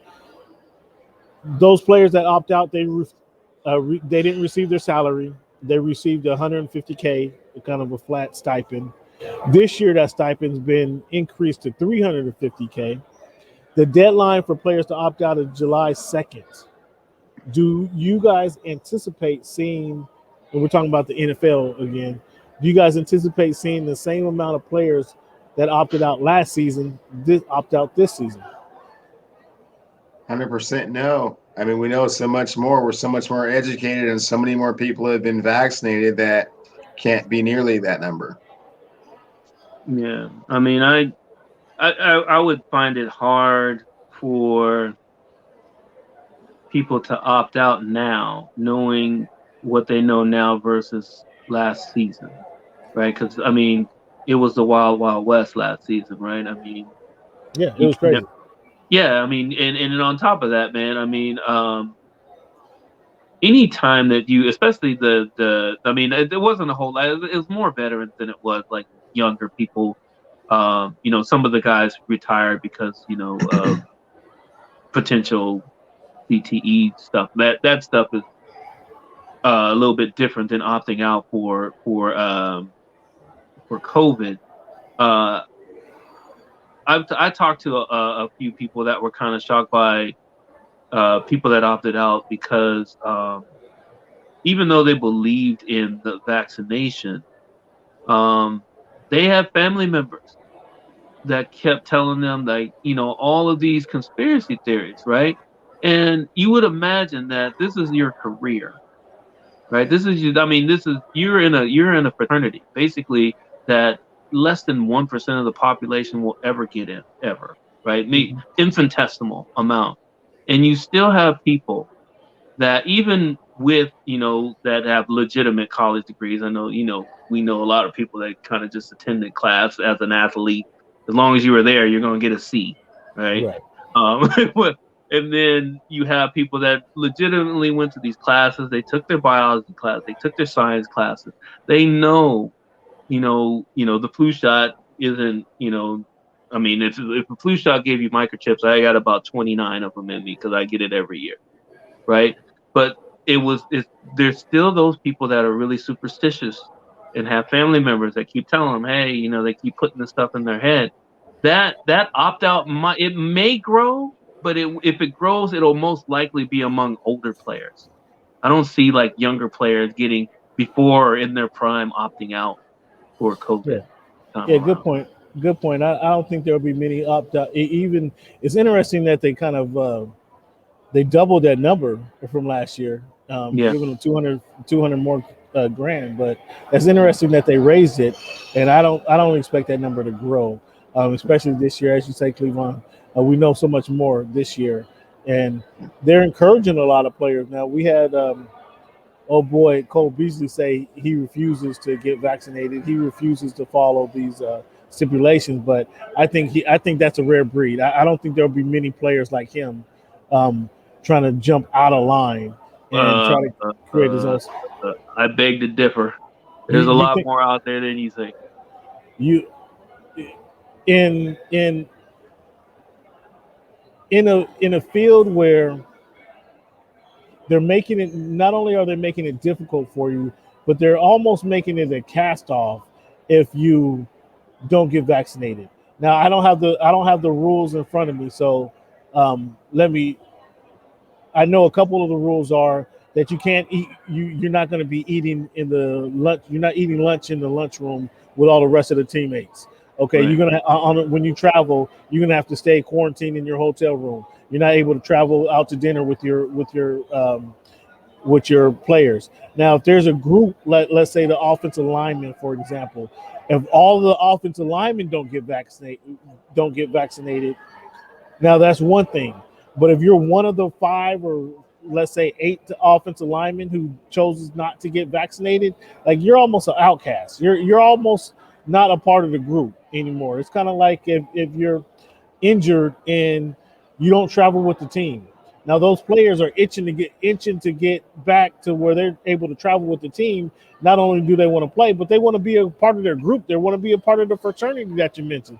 So for that, we're not talking about the everyday cat whose family member is talking to him and saying you shouldn't get vaccinated for this, that, and the third.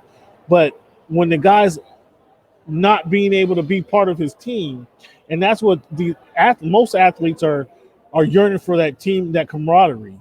They play for that camaraderie. They play for the appreciation of their brotherhood. And by not getting vaccinated, you're kind of removing yourself from that group. And I don't know that a lot of players want to do that myself.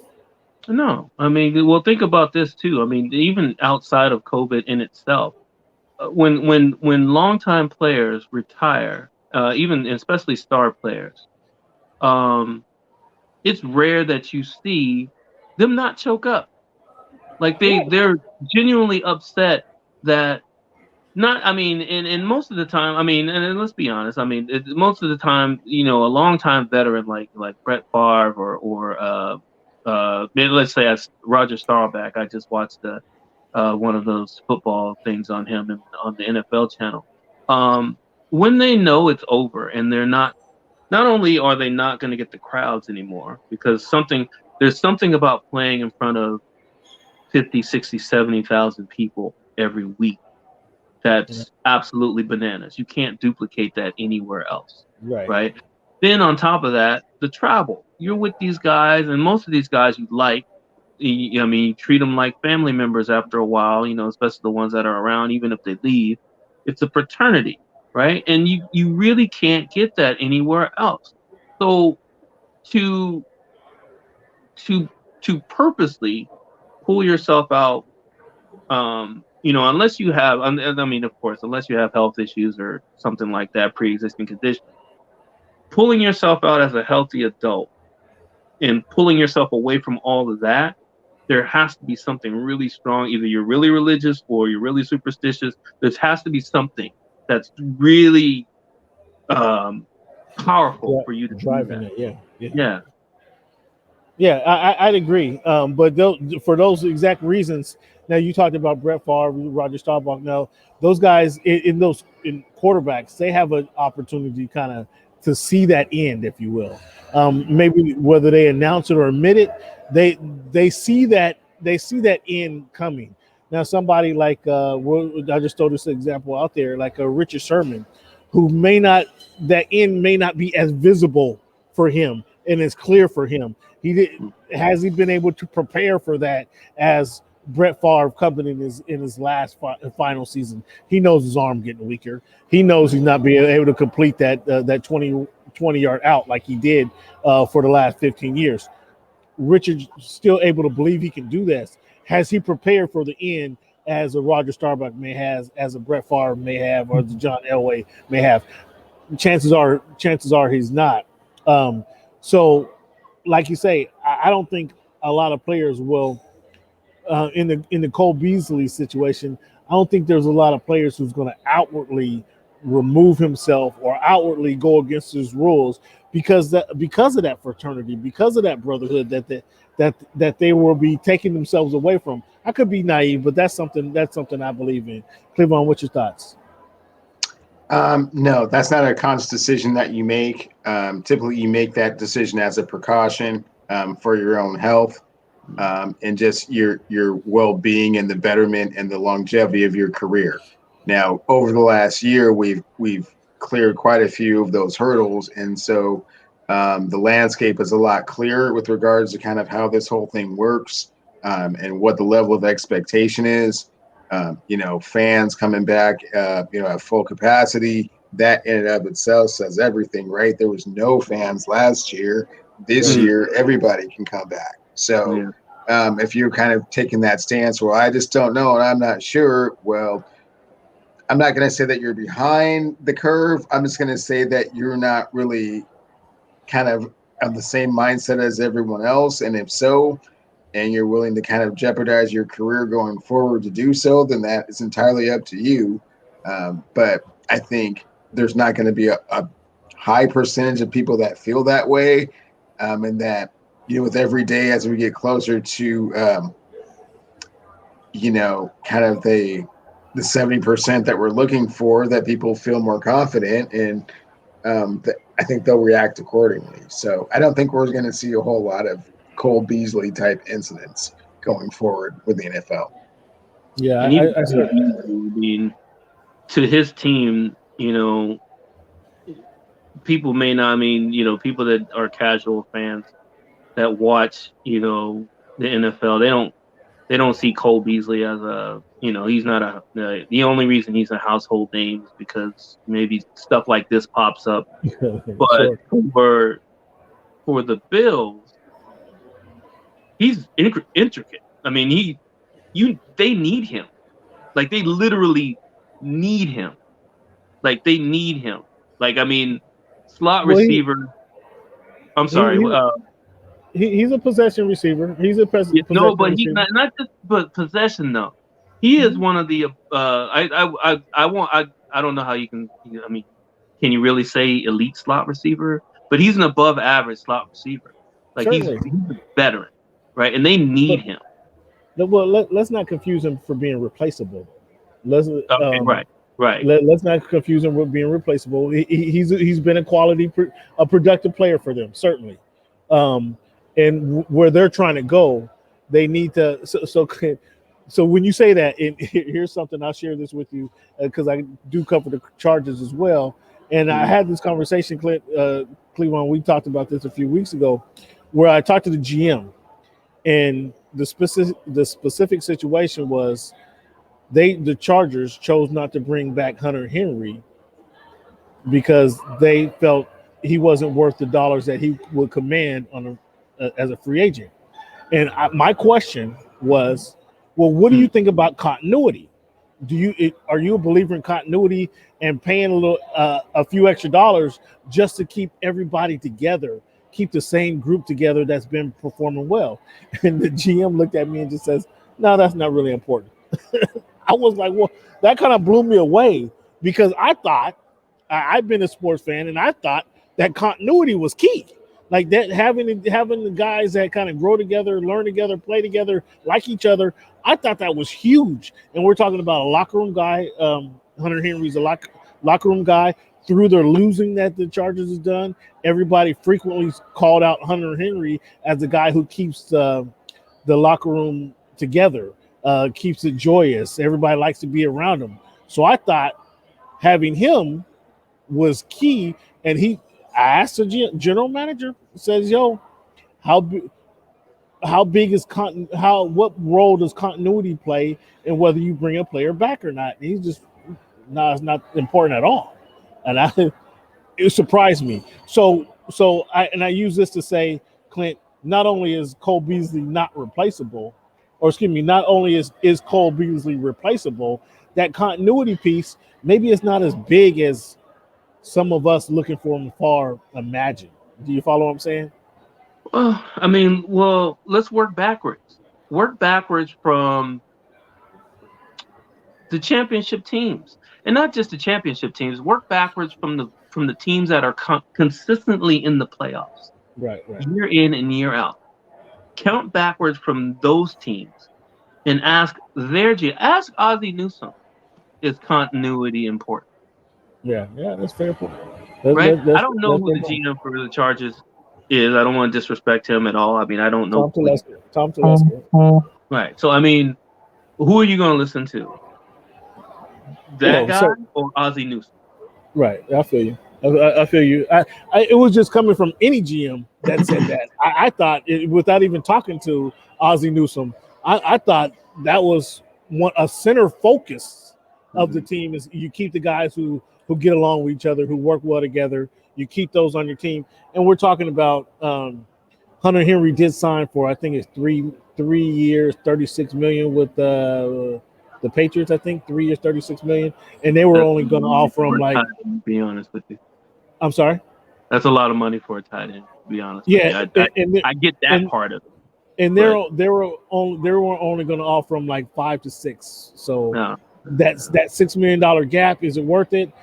But I'm thinking, okay, well, if he means that much to the squad, maybe we can give him. We're slotting him for 6. Maybe we can give him 9. And would Hunter take 9 or 13? To be in Southern California versus New England, to be with the team with the young quarterback or a quarterback that you're not so sure about in New England. I think they could have made that work if that was important to them. You follow what I'm saying? If that's important, you have that conversation. Not to say that they didn't, but I say that you can. And now we're only talking about $3 million because you're willing to bump up a little bit. And maybe he's willing. He sees you're playing with them. Maybe he's willing to come down a little bit. Who knows? But when the conversation was, I didn't talk dollar figures with him. It was just the continuity piece, and he just kind of blew it off as not really important. Yeah, it's still kind of suspect. I mean, even if he's a tight end, he's not Antonio Gates or anybody, but Antonio Gates is on his way out, right? I mean, you gotta Antonio Gates was gone, but the thing was, what Hunter Henry specifically was a locker room guy, and when the team goes on a 6-game losing streak, and you ask, okay, and I personally asked the question, like during these times, who do you guys look for in the locker room to kind of keep you motivated, to keep you encouraged? And when Hunter Henry's name comes up time and again, that speaks to him, the players in valuing him being there. So that speaks to him being that I thought that's worth extra dollars, in my opinion. I didn't mean to get off a tangent, but I thought that was interesting. That's people need to talk about that more. There's, it's not all about stats.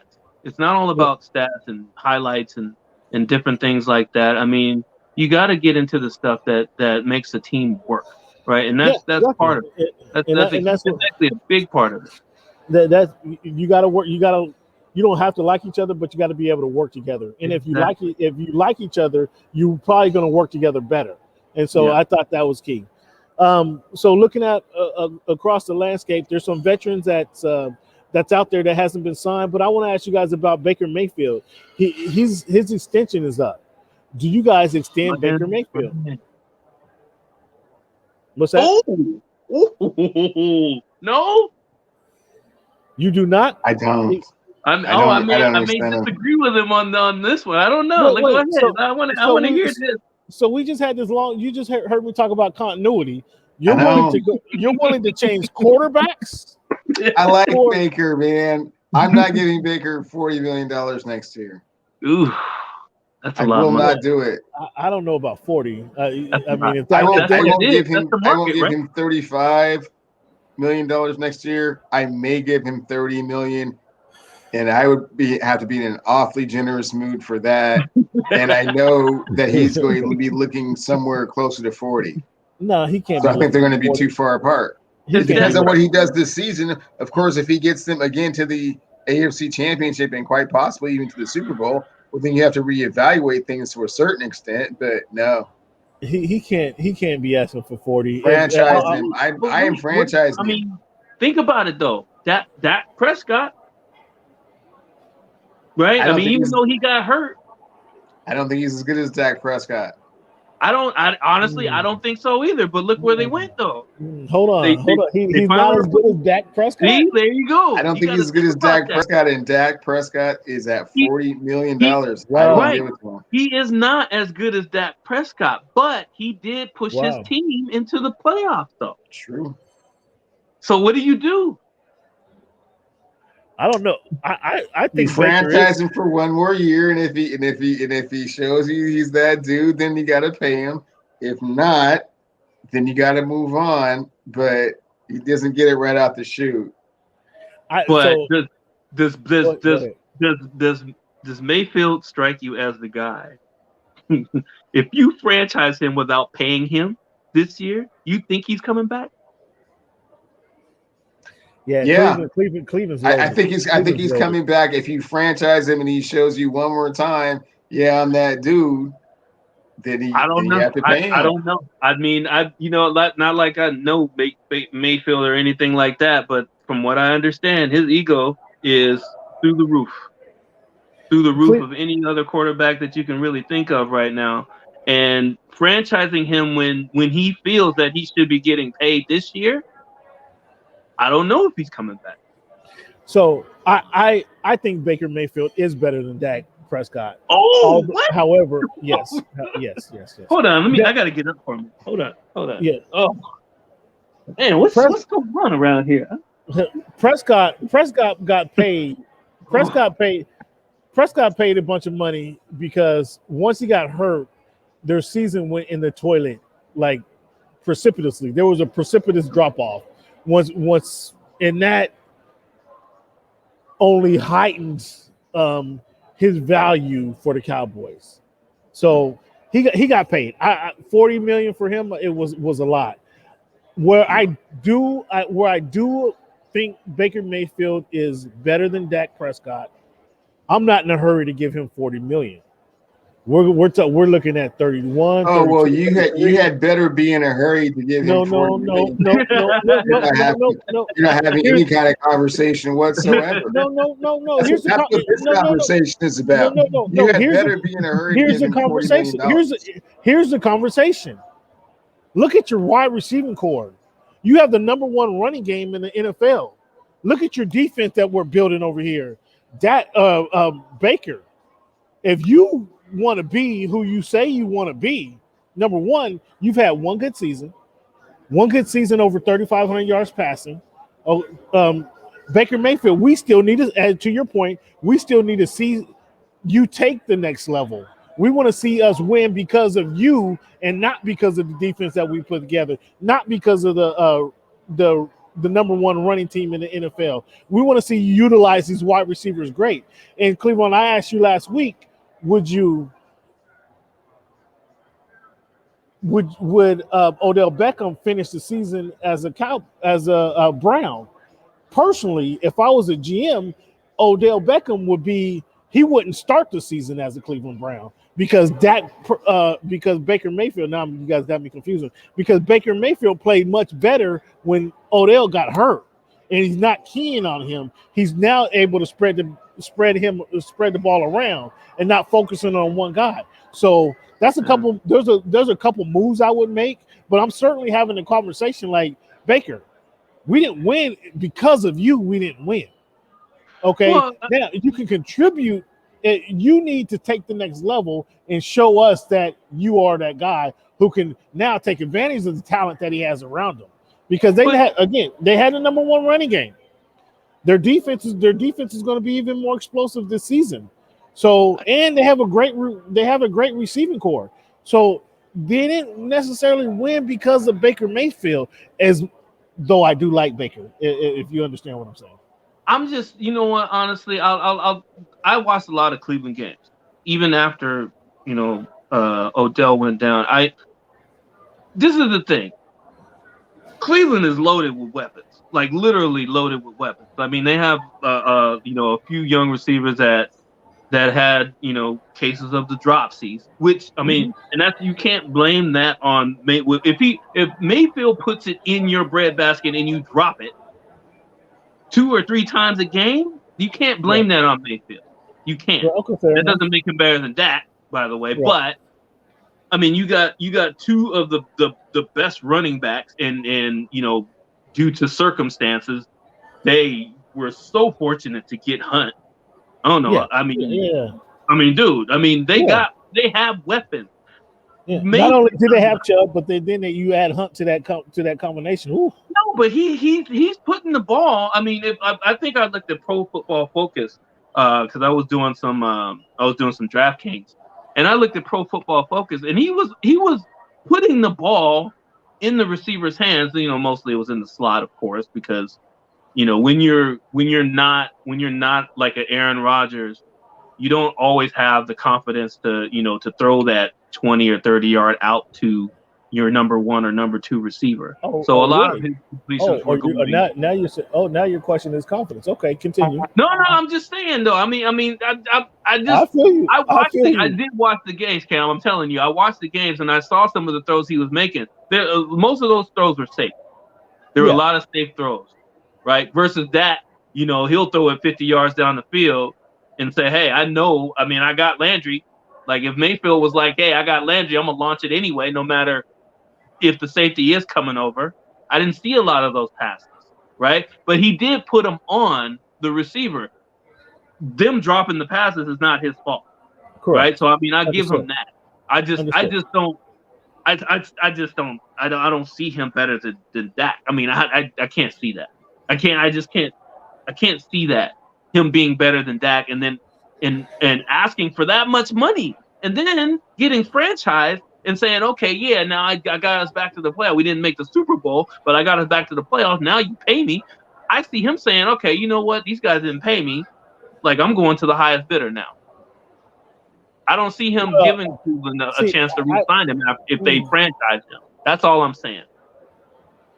I don't wow.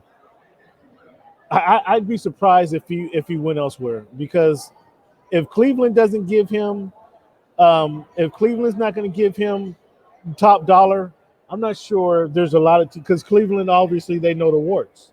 What about Miami? Miami will pay him.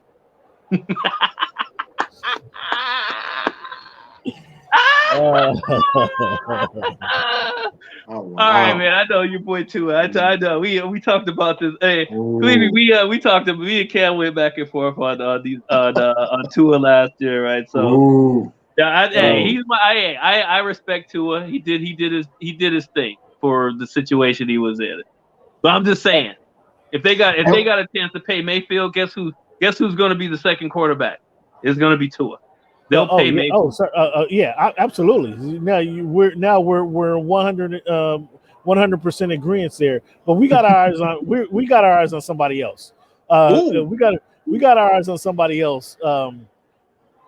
And Clevon knows that it is. You know the guy. He's off. He has a massage. We're massage reclamation project. We're trying to wean him off of the massages right now before he gets down to South Florida. And before we show our public interest, or at least use the same one, right? Can't at least the same or at least the same, use the same service. Make sure it's all in the family, right? Yeah, exactly. That's Yeah, that's something special right there, boy. I don't. Yes, so that's what we're trying to do there. But in all seriousness, I think Cleveland's a good spot for him. Just looking at some numbers, and their overall rating for a career, Dak is 97.3, and Baker is 89.1. That's for the career. That's their playoff rating. Yeah. Their completion rating is 66 for Dak, 61 for Baker Mayfield. Now we know Dak has many more yards. He has more touchdowns because he's often coming from behind. That I would attribute that to coming from behind. So Cam, if Baker Mayfield wants Ryan Tannehill money, that's cool. I mean, give him Ryan Tannehill money, but just don't go, just don't go asking for Dak Prescott money. That's all I'm saying. Yeah, and I want you to, again, that's the conversation we're gonna have to have. Dak, Baker, it's not all because of you. We had that conversation, and if he believes it's all because of him, then he's gonna be in Indianapolis somewhere. He's gonna be in. He might be riding the bench in Jacksonville, or we see him in I don't know, New Orleans making a resurgence. I don't know where he's going to go. I don't know where he'll go somewhere, and he'll start though for sure. I mean, there's no question about that. The only issue is that we're talking like surface stuff, right? We're not digging into the advanced analytics, right? I kind of mentioned where he's throwing the ball, which makes a huge difference. It makes a huge difference on where he's throwing the ball as a starter versus, there's a fine line between being a game manager and a playmaker, right? Yeah. When you hit that level of being a playmaker, some quarterbacks and players reach it way quicker than others. I mean, like Russell Wilson, like Big Ben when he first came in, second year in, he went crazy, right? I mean, but Big Ben and Wilson, they're a little bit different. But with Big Ben, he was always throwing the long ball. He was unafraid to get that ball out to the 20, 30 yard end post. The deep streaks. I mean, he had the weapons. Like AB and all these other cats, right? All that speaks to the weapons that you have. And again, if I'm Baker Mayfield, I'm not in a hurry to go anywhere, understanding the talent that they have in Cleveland. That's okay. Well, then calm down, then Cam. Calm down and take your 32 and a half, and let's hang out and do something. That's what I said. If you're looking north of 40, we got a problem. That's what Clevon. That's what I said. If we're gonna have to talk about 30 in between that 32, 33 range. Okay, Baker, you can stay here. We're signing that 7-year contract. Outside of that, right? Outside of that, man, come on. You have to understand who you are and what your value is here. And if you want to go somewhere else, it is a lot of money, but that's where the market is. But if you want to go somewhere else and do some different things, have at it. But here, this is what we can offer you. So we're talking about veterans now that, where do you want to see these veterans? Richard Sherman, Mitchell Schwartz, Justin Houston, Todd Gurley, Melvin Ingram. Now, all these guys except for Sherman and Ingram kind of priced themselves out of the market with their last contract. Mitchell Schwartz was making, I think, the $18 million as an offensive lineman. Houston was making $20 million. KC paid him. Todd Gurley got an exorbitant contract to kind of price him out. Melvin Ingram, he was making $12 million. Richard Sherman, was he around $13 million? So which one of these guys would you, not necessarily for the Seahawks, but would you be interested in? I think the Seahawks should be interested in Mitchell Schwartz. I don't know if they've been on the phone. Has Sierra contacted Mitchell, Clevon? Do you know? Cam, you need to stop acting like that's still that bat phone is still active. That's been disconnected, my friend. She doesn't have that kind of say and pull anymore. So you need to stop asking that question as to whether Sierra has chimed in or not, because that's yeah. Yeah, she's getting that dial tone. Okay. More of that. Well, has anybody contacted Mitchell Schwartz? Because you need linemen. We contact him. We be in talks, Cam. We'll see how things go. As we're in talks with everybody. It's a fluid situation right now. We're getting close to training camp. We want to be full. We want to see what we can do. And now Dwayne Brown has started to trip out. Like, wow, like where did that come from? I don't know oh my God, what happened with that too. I don't want something happened on the back. Like, what in the world? Like, if we would have known that, we would have made all kinds of different kind of decisions. Exactly. You want to trip out? Okay, wow. Yeah. So we're kind of trying to put that fire out, but we'll be all right. No, elaborate on Dwayne Brown's situation for the people. Oh, well, out of nowhere, Dwayne Brown decided that he wants a new, more lucrative contract, that he's outplayed his current contract, which is not something that he had communicated to the Seahawks organization prior to the 2 weeks ago before he did that. And it puts everybody in a very precarious position because, of course, now the salary cap has pretty much been solidified. There's a few things that we still need to button up and take care of, i.e. Jamal Adams and a few other marquee players. And you just weren't on the list, Playboy. And all of a sudden you just want to throw yourself on the list out of nowhere. It's kind of, like, come on, man. Be a professional with all this. But when he sees a converted defensive tackle trying to line up, that's been years and years and years ago, Cameron. We're not doing that no more. That experiment is over with, man. We don't do that no more. But when he's lining up, and it started with him, as a matter of fact. It started out with picking up him, which is why we don't do that no more. Maybe that same thing got him frustrated. Maybe that same exact thing. Well, hey, man, who's lining up next to him? Sidebars. We need to have some sidebars before June, man. Before you just start acting all crazy. I mean, come on now. I don't know if this is a trend with these, like, the rumors of, Russell Wilson wanting out and different things, and maybe I think there was a rumor that he was throwing some of the offensive linemen under the bus. Maybe that was something that he was thinking about. But to the point where, I mean, he is one of those guys. I mean, we need him. Like, let's not pretend that we don't need him. And he knows that. And he knows that. The problem is we have a few holes that needs to be filled. And they can't be filled with guys that are looking for bigger contracts. It has to be filled by guys that either we can go by the formula of being able to pick up guys that maybe a few other teams don't want, like we usually do. That's kind of our MO. Like, cats don't want certain players. The players have worn out their welcome other places. We bring them in, right? We don't pay them. Now, Adams is one of those tricky guys, man. I mean, I don't want to compare him to why am I drawing a blank? The receiver that we picked up. How do you play? He don't even think he played like 8 games. How you doing? I'm good. How you doing, man? Good to see you, hey, buddy. You want to sit down and we got some questions, man. Let us pick your brain, man. Give me. Oh well, I can't argue that. We talking everything, Chris. How much time you talking? 5 minutes. Give us a couple minutes at least. All right. Hey, we got about Chris Haynes about to join us. Chris Haynes is about to join us and give us some heads up. Give us some NBA logic. As we know, we got the NBA finals or Western Conference finals going down.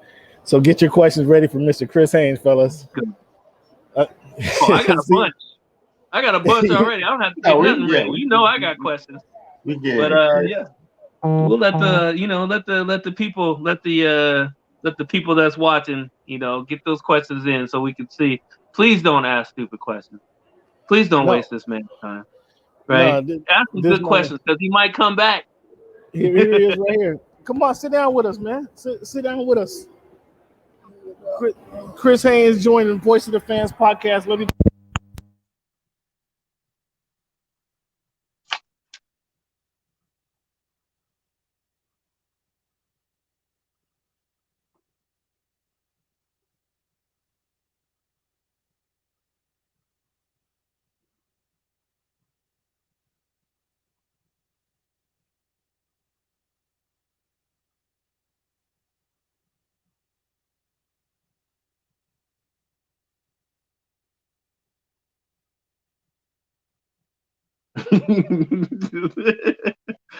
Oh man, these guys are talking away. So terrible. What did he do? Oh, he's on mute and he don't even know it. We can't hear you. You on mute.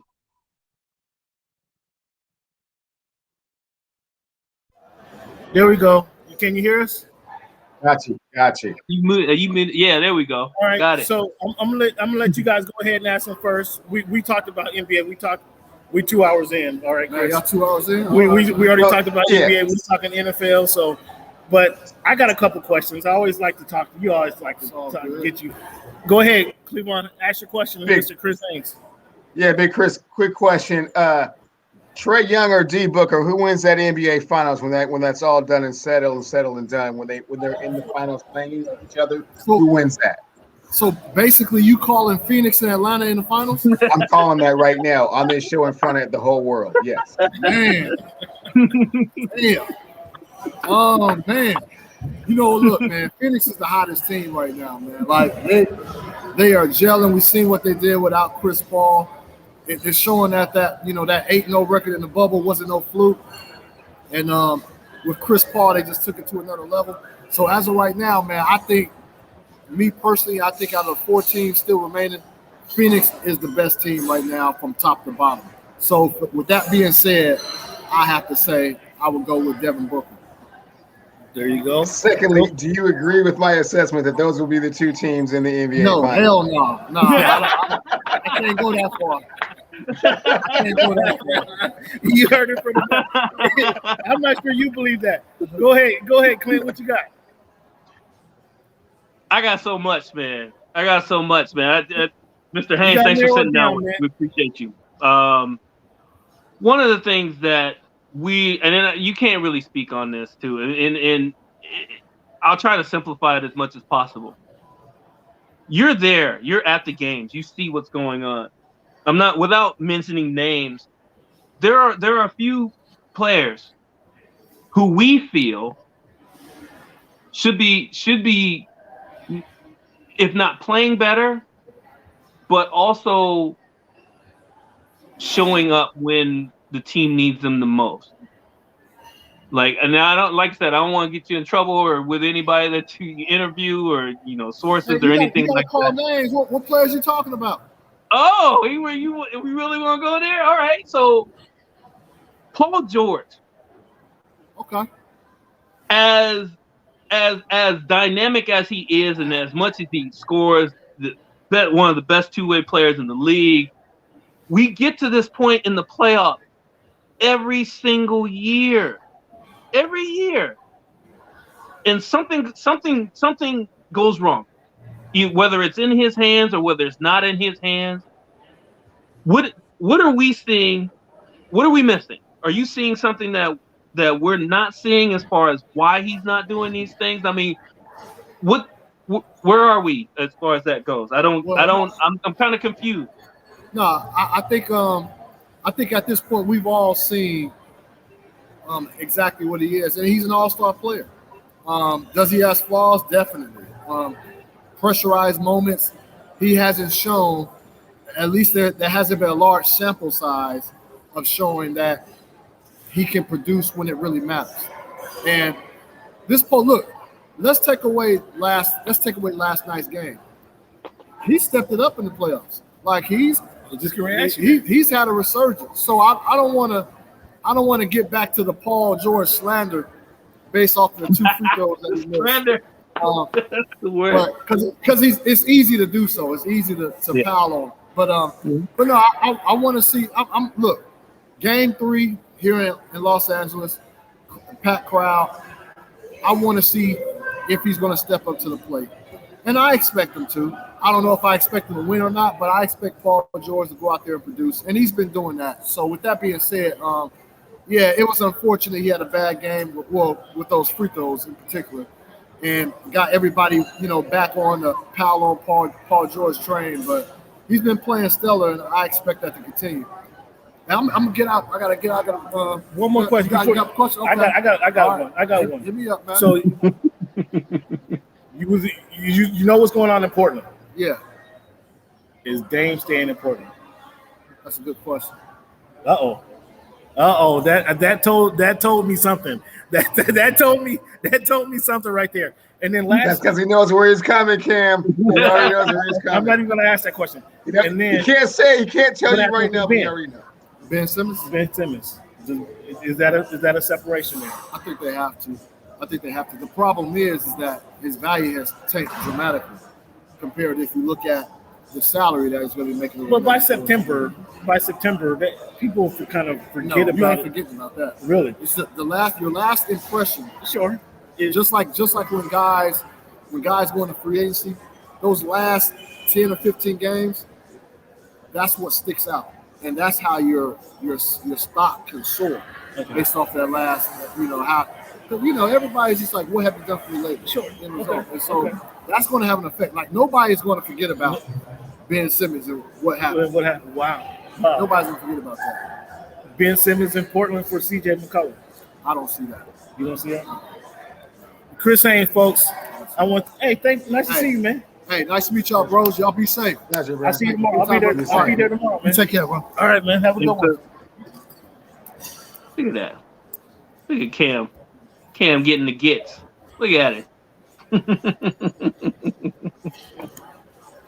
Well, he's one of your peers, right? He's one of your peers. That's what it is, right? Yeah. So yeah, we go back. I've been trying to get this cat for a little while, so it was pretty cool that he came over. That's one, but I didn't even see him. He walked up. I'm like, who's this? He walked up on me. I was like, who is this guy? Okay. So at least you guys got a chance to get a couple NBA questions off. Hopefully, give you some deep knowledge. Please, I didn't like this Dame staying in Portland. I didn't like this response. You didn't, huh? I didn't like that. You did not like the because if Stuck that one in there. I wasn't ready for that. He was a longtime reporter for the Blazers. He was a sideline reporter to Blazers, so he knows Dame actually. So that's why I asked him, because he knows Dame. He knows it's time to go. And then when you asked him that question, he knew it was not time to say. Wow. Yeah. I did not like that one, fellas. That one snuck up on me. I wasn't ready for that one. I didn't like that one, fellas. And Clevon. Oh my goodness. Oh, both of you guys is fair. Oh, both of you guys are fake Laker fans too. I didn't like that at all. Man, I've been with the Lakers since Big Game James got drafted, baby. You better recognize. and those in Clipper Nation have their opportunity right now to seize the moment, man. Seize the time, man. Get your shit, man. Get involved in the conversation, man. Get in the game, man. So, all right, fans. That was a real cool intermission there we had right there. Let's get into our NFL predictions before we take another break, and then we kind of wrap up the show. Our predictions for the NFC West. Mm-hmm. Now, mine's is a little different than yours, and Clint, feel free to comment on these. But Clevon, you have the Seahawks, the Rams, the Niners, and the Chargers. Or excuse me, the Cardinals. Last season, you and I both had the Chargers at the bottom of the division. So nothing's different this season. I have this year. I have the Rams. You have Rams 2. I have the Rams number 1.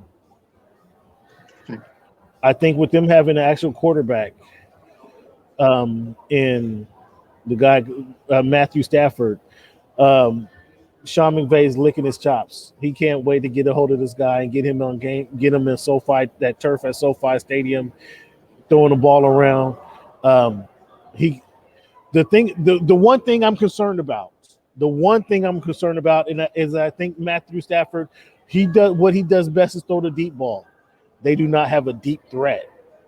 So can he rein these passes in instead of going 25 yards downfield? Can he go to 15 to 20 yards downfield with the receiving core that they have? Robert Woods, Cooper Kupp, the tight ends that they have. That's my one concern, is that they don't have this huge deep threat, and Matthew Stafford throws the deep ball best. However, nonetheless, they had the number one defense in the NFC last season, so I got the Rams winning this division. I got the 49ers making a bounce back. They had the Super Bowl hangover last season where – I'm sorry, it sounds like on your list you have the Seattle Seahawks in third place in this division. I have the Seattle Seahawks third. What? They don't know what's going on up there. They don't want to let Russell cook. So they want to go with this running game. Tell me a season that their running backs have stayed healthy. Oh, they haven't. Tell me a season where they want to focus on the running game where their offensive line has been stellar and their offensive line leads the pack. Oh, that's not the case. So you want to let Russ cook. Cam, you do recall they were. Hold on. Excuse me, sir. You don't want to let Russ cook. You don't want to let Russ cook. But you have inconsistent running game. You have inconsistent offensive linemen. You have inconsistent running backs. Your defense is taking maybe a couple steps back. I'm not expecting all but your linebacker, Bobby Wagner, is all pro right now. Your guy, Jamal Adams, who you don't want to pay. I understand why you don't want to pay him, because he's not going to play 17 games this season. He's going to play probably 13 or 14 games. So I understand why you don't want to pay a full salary for a guy who's not going to give you full contribution. I understand that. However, that makes your defense taking a step back or two. So I have the Seahawks. I have them battling that Niners spot for the number 2, but I think because the Niners run game production, because of the Niners actual defense that they have, I think they're going to be better positioned to win that second spot in this division and potentially get in the playoffs. So I don't have the Seahawks making the playoffs. Both of you Seahawks, go ahead and tell me where I'm wrong. Sure. I'll be real quick and real brief, Cam. The San Francisco 49ers don't know who's going to be starting at quarterback for them. And the Seattle Seahawks were 12 and – I'm sorry, who's starting? They know who's going to be starting. Is the question how long will he be starting? Okay, so Jimmy Garoppolo for 5 games. Yeah, that's not continuity. Again, the Seahawks were 12-4 last year. That means the younger guy's going to be ready. Seahawks were 12-4 last year, and they're better than they were last year. How are they better? How are they better?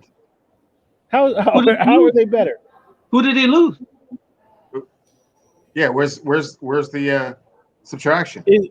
Is a running game going to be consistent? Yeah, Chris Carson's going to be just fine. Thanks for asking. Yeah. Well, here I'll even go one better. Who's been one of the most dynamic running backs that we've had besides Marshawn Lynch? Russell Wilson. We don't need 100 yards from Russell Wilson every game. All we need him to do. There's a problem right there. It hasn't been a problem. How old is Russell? He's 30 years old. And we would have had 2 wins if it wasn't for people being smarter than the situation. Clint, that was 9 years ago, bro. That was 8 years ago. You went to the Super Bowl. 8 years. Who has the? All right. So since we're talking about recent history, who has the best winning percentage in the last 3 or 4 years? Go look it up. Top three quarterbacks. Go look it up. I'm not arguing that your quarter. My thing is you're not allowing the quarterback to flourish. You want to keep handing the ball off. You want to keep handing the ball. He was playing in an offensive last year that they got figured out. They figured him out the second half of the year. So they figured out. So he's going to be better this year after the league figured him out. That's correct. He has You just new told me offensive they figured it coordinator. out. How's it He has going a to be new better? offensive coordinator. He has the opportunity to flourish and show more of his skills and ability. He'll be just fine. Thanks for asking. Yeah, They're you're gonna not a be- believer in Mr. Wilson, are you? I am. I am a believer in Mr. Wilson. I'm a true believer in Mr. Wilson. Who I'm not a believer is Pete Carroll, John Snyder, and the rest of the crew up there. I believe they're wasting Russell's years away. That's what I believe. That I don't. let the man You cook. know what? Here's what the I know, man Cam. cook. Here's what I Tyler know. Lockett, you needed another receiver. You should have went out and got Julio Jones. Then you could have let Russell throw the ball all over the yard. Hold you on. could have Wait, let Russell. Cam. Yeah. Who was Tyler Lockett before he got to the Seahawks, though? Right? He Tyler was Lockett. a rookie. He was a rookie. Right. He came out of college. I'm looking at a. Well, let's go through. I mean, well, we can't He really was a go punt through that. returner at Kansas State before he came to the Seattle Seahawks. Before he started and then he catching passes from learned Russell Wilson. behind Before he Doug started catching Baldwin passes. to be a consummate pro. I got another name I for think you. that's where I got Clint was another going name with for you, that. Cam. Who was Baldwin before he got to the Seahawks? He was a fifth round. Was he even No, drafted? Don't even I go I there. don't even know if he Come was on, drafted. stop I'm it. just Stop it. saying. He was a Baldwin. Stanford Cardinal doing nothing. A punt returner. Stop it. Come on, man. Don't give me Tim, those guys. he had 10 Don't talk touchdowns about one those year. How did Don't he talk have about 10 those touchdowns pedestrian one year? receivers. Do not talk about those pedestrian receivers. Exactly. Okay? That's what I'm saying. He's pedestrian. That's Cam, what Russell. about that? What about That's that Russell. one burner? That's I Russell. know. That's Russell. So you got to let Russ cook is what I'm telling you guys. They're not allowing Russ in the kitchen. Tyler Lockett had trying 100 catches this year. What do you mean? DK Metcalf over 1,000 yards. He cooked for nine weeks of the season. 9 weeks of the season he was cooking. And then they took the ball out of his arm. They took the ball out. They figured out this offense. Okay. Here, Cam. You know what? I'm gonna tell you one thing that, and I kind of get what you're saying as far as not letting him cook. There's a reason why they have, and especially in the last 2 or 3 years, where they have not let him let loose on the offense. And the one main reason for it, and you kind of touched on it, is that our defense, that Tampa 2 cover zone that they run, it drives me absolutely crazy. We don't have the personnel like we did back when we had the Legion of Boom, and that's kind of what they're always trying to mold these young players into. The problem with that is you don't have at least one of the carryovers to actually say, hey, this is how you're supposed to do it. This is where you're supposed to be. They're not there. They're trying to find that on the fly, and we're not having good results with it. Henceforth, we run the ball more to control the pace of the game, keep the ball out of the other opponent's hands as much as we possibly can. It looks really bad now because we don't have Marshawn Lynch, who made up for so many mistakes that we had before, right? That's the honest truth. So what you just told me is they don't understand the personnel that they have. That's exactly what you just told me. They don't. They don't, because they try to run the ball and Marshawn Lynch isn't there. They run the ball with Carson, who's of course you give him the ball 350 times a season, he's gonna have some yards, of course. Okay, but they don't have any breakaway talent back there. Rashad Penny, unfortunately, I thought Rashad Penny was going to be the next guy. He's not. Okay, with that makeshift offensive line, you bring your nose tackle over to play guard. That doesn't work. Okay, that's what they're traditionally trying to do. So why not let your quarterback, who can throw the ball all over the field, who's 10 years into the league, knows how to perform within the league, knows how to get DK Metcalf the ball, he knows how to get Tyler Lockett the ball. You should have brought Julio Jones in there, who then it gives him another receiver to play with, and allow your quarterback to cook, allow your quarterback to air it out. That's where the game is going. Stop trying to run the ball. This is not Linda White and Reggie Bush. This is not 2003, okay, where you guys just have superior talent and can run all over the league. That's not what this is, Pete. That's not what this is, John. Ken, what happened to Tua? What happened to Tua this year? What do you mean? What happened to Tua? He got hurt. He got injured. Yeah. Come on, you can't. Don't compare Tua to Russell. I'm just saying.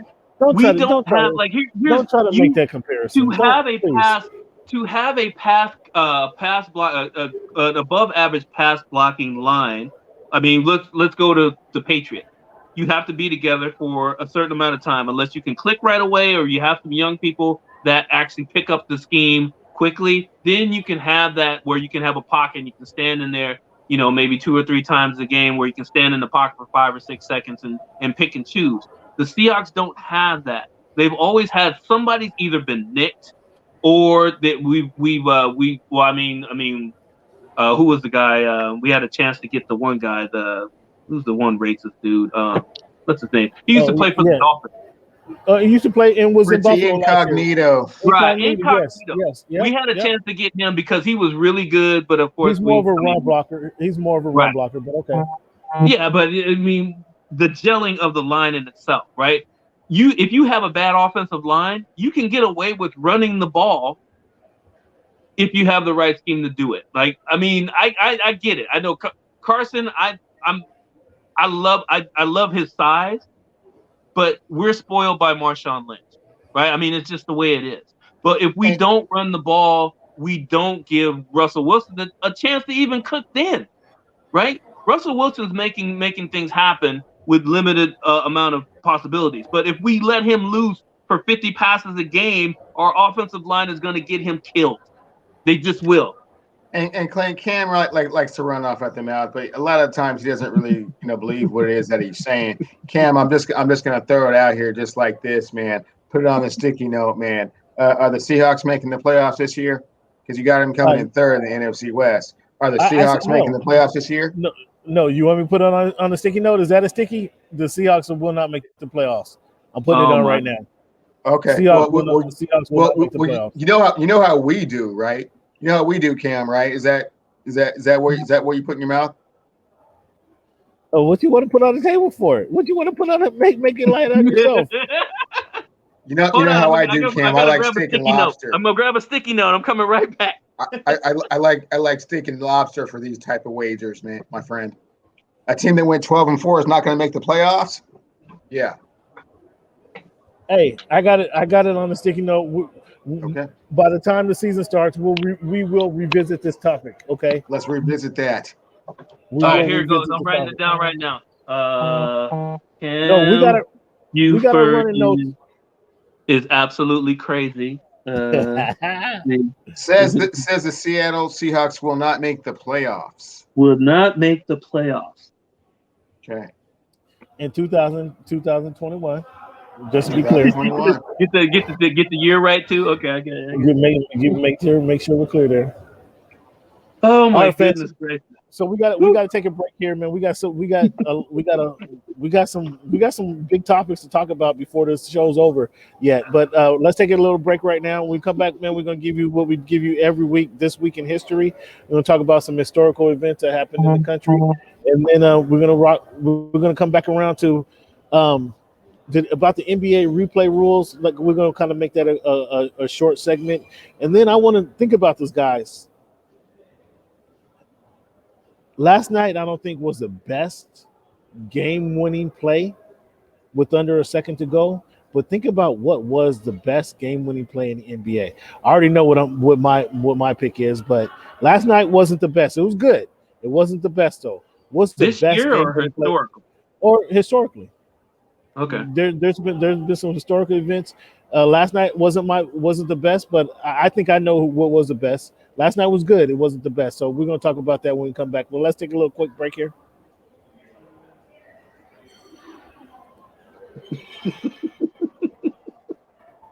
Yeah, Clevon's wild, ain't he?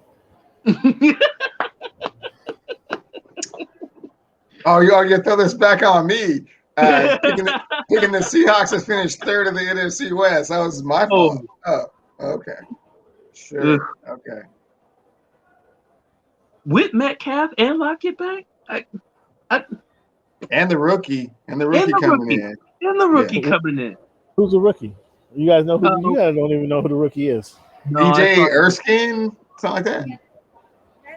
He's gonna get some time. I'm good. Sure. All right, fans. Thank you guys for hanging with us. You a crazy show. We have Mr. Clint Lomax joining us Seattle native. Joining us from Canada.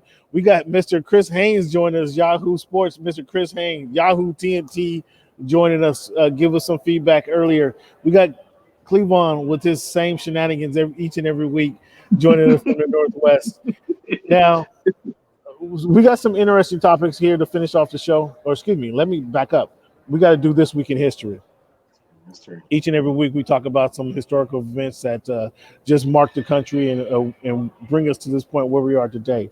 So June 23, 1904, I was thinking about the hydroplane races, man. The hydroplane races, the best week in Seattle, in my opinion. I don't know that there's a better week. It was just a weekend, but now they made it 2 weekends, right? I don't know that there's a better 2 weekends in Seattle. If there is, somebody remind me. But miss it. Yeah, the first American motorboat race took place in the Hudson River, 1904, 6/23/1904. So wow. I'm thinking That's hydroplanes. crazy. I'm thinking hydroplanes is about the only thing I can come up with there. June 22nd, 1943, W.E. Du Bois became the first black member of the National Institute of Letters. So this is back in 1943. In 1964, June 26th, black and whites riot over racial segregation in St. Augustine, Florida. So again, riots have been happening forever. Back in the 60s was crazy, so they were still happening. June 25th, Abraham Lincoln signed a bill providing schools for black children. So that's crazy that Abraham, the president of the United States, had to sign a bill for black children to get into schools. And this was back when he as a president. And then June 23, 1996, Michael Johnson broke the world record for the men's 200-meter race when he ran the 19.66. So those are some historical 1932, 9.66 split. Get it right. Yeah. What? Yeah. I digress. It was the fastest race I'd ever seen at the time. With At the the gold time. shoes on. The 1930. Yeah, gold shoes on. I still think the sweetest celebration, geez, I just had his name at the tip of my tongue, is when the guy ran the 100, set the record, took his shoes off and start fanning them because the shoes were on fire. Jeez, I forgot who that was. Was that Donovan Bailey that did that? No, it wasn't Bailey. No, it was not Donovan Bailey. I actually met dude. I just had on the tip of my tongue. But that was my favorite celebration in a track event where he ran 100, took off his shoes just because they were so hot. That was crazy. So real quick, guys, we want to thank you again for tuning in, fans. Thank you guys for hanging with us. Clint, thank you for your time, for your participation as well.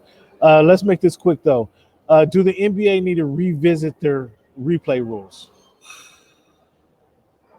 I think absolutely. I think especially with the way that they determine whether it's a challengeable play or not, and how many you get, and how long it takes to kind of review those plays, it's definitely dragging out the game and causing delays in momentum. I don't like it. They definitely need to revisit it, in my opinion. It's tough, right? I mean, before we had, the reviews, the only thing we had was the last 2-minute report, right? I think it was the Spurs and someone else in a playoff game, and the last 8 seconds of that game, the refs made 6 mistakes. Like literally, they made 6 mistakes on like a one single play. The goal is to get it right. Right. I mean, that's the whole goal, is to get it right. It's so hard. It's so hard to. I mean, the other night was kind of an aberration of the 2-minute rule. Maybe you can modify it where you can keep the players away from the benches, so that they're not getting like a free timeout, drawing up new plays and stuff like that. But as far as, I don't know what else you can do. I mean, you can limit like they do the challenges. You can limit their replay requests to no, two but I think replays, they should two get a second replays per challenge. team. To be honest, I think they should have two, not just one. If they get it, just that's not a bad observation or a bad solution, but to have them the game. So the referees obviously they bring that human error and that human element into the game where there's human error. Things happen. We're not going to play a perfect game. Every game is not going to be perfect. I understand since we have the technology, why not use it? I get that. That makes sense. However, when you have a game go on, the refs have the human element where they're not perfect. So maybe if you get 2 challenges, if you get 3 challenges, you use them, you're done. There's no in the last 2 minutes we replay it. There's none of that. You look at it. I for the life of me don't understand why there's not a 3 guys up in the press box watching the game. One representative we'll use the Clippers, the situation last night. One representative from the Clippers, one representative from the Suns, and a neutral representative. If he's the 3rd ref or the 4th ref, whatever they have, they can make that play instantly. They see that. They see the ball. It did go off of Booker's hands when Pat Beverly knocked it out. They can make it. Obviously, the guys are going to have their bias, but we can make that call instantly. Call down to the refs. Here's what it is. Don't call back to New Jersey. Don't call back to Secaucus. Don't let them review it. You have these guys in the building. This call can be made instantly from. That's how a replay should actually be done. I can do that in 30 seconds. I don't know why that's not being done. I don't know what the deal is with that. However, I think maybe if you give the coaches 3 challenges in a total game, that's all you have. Period. If you wait to use them in the last 2 minutes of the game, that's fine by you. If you want to use them one every quarter, except the first quarter, okay, that's how you choose to move them. But allow that for that human element is part of the game. That's what it is. It's the human element. Some of these calls can be made like we made them, playing at Miller Community Center. Dude, it was out on you. It was out on you. Let's go the other way. Okay, that's quick. That was quick and easy. Okay, I think you got to keep the human element, and you got to just kind of modify those rules just a little bit. We had the end of the ending of the game where Crowder threw the pass to Ayton. Perfect pass. Ayton makes the perfect play, catch dunk over Zubac to win the game, to go ahead and win the game. Game winner. It was a very good play. However, it was not my game winner. It was not my favorite game winner of all time. I'm going to have to go back to that Rex Chapman play, Phoenix over the Sonics, where they threw the ball to the other side of the court. Rex Chapman catches it in one motion, shoots the 3-pointer, and goes in. I didn't like the result of the play, but I think that was the very best play, game-winning play that I've seen. What are some of the ones that you guys seen that you like? In recent memory, Cam, you know where I'm going with this, right? It was the game, the Sacramento Kings versus the Los Angeles Lakers. The ball went underneath the hole. Vlade Divac batted it back out. And somehow, number 5 for the Lakers, it just kind of came right to his hands. He just kind of gathered it, just kind of swooped up and just kind of hit the big shot. They call him Big Shot something. Can somebody help me out here? Yeah.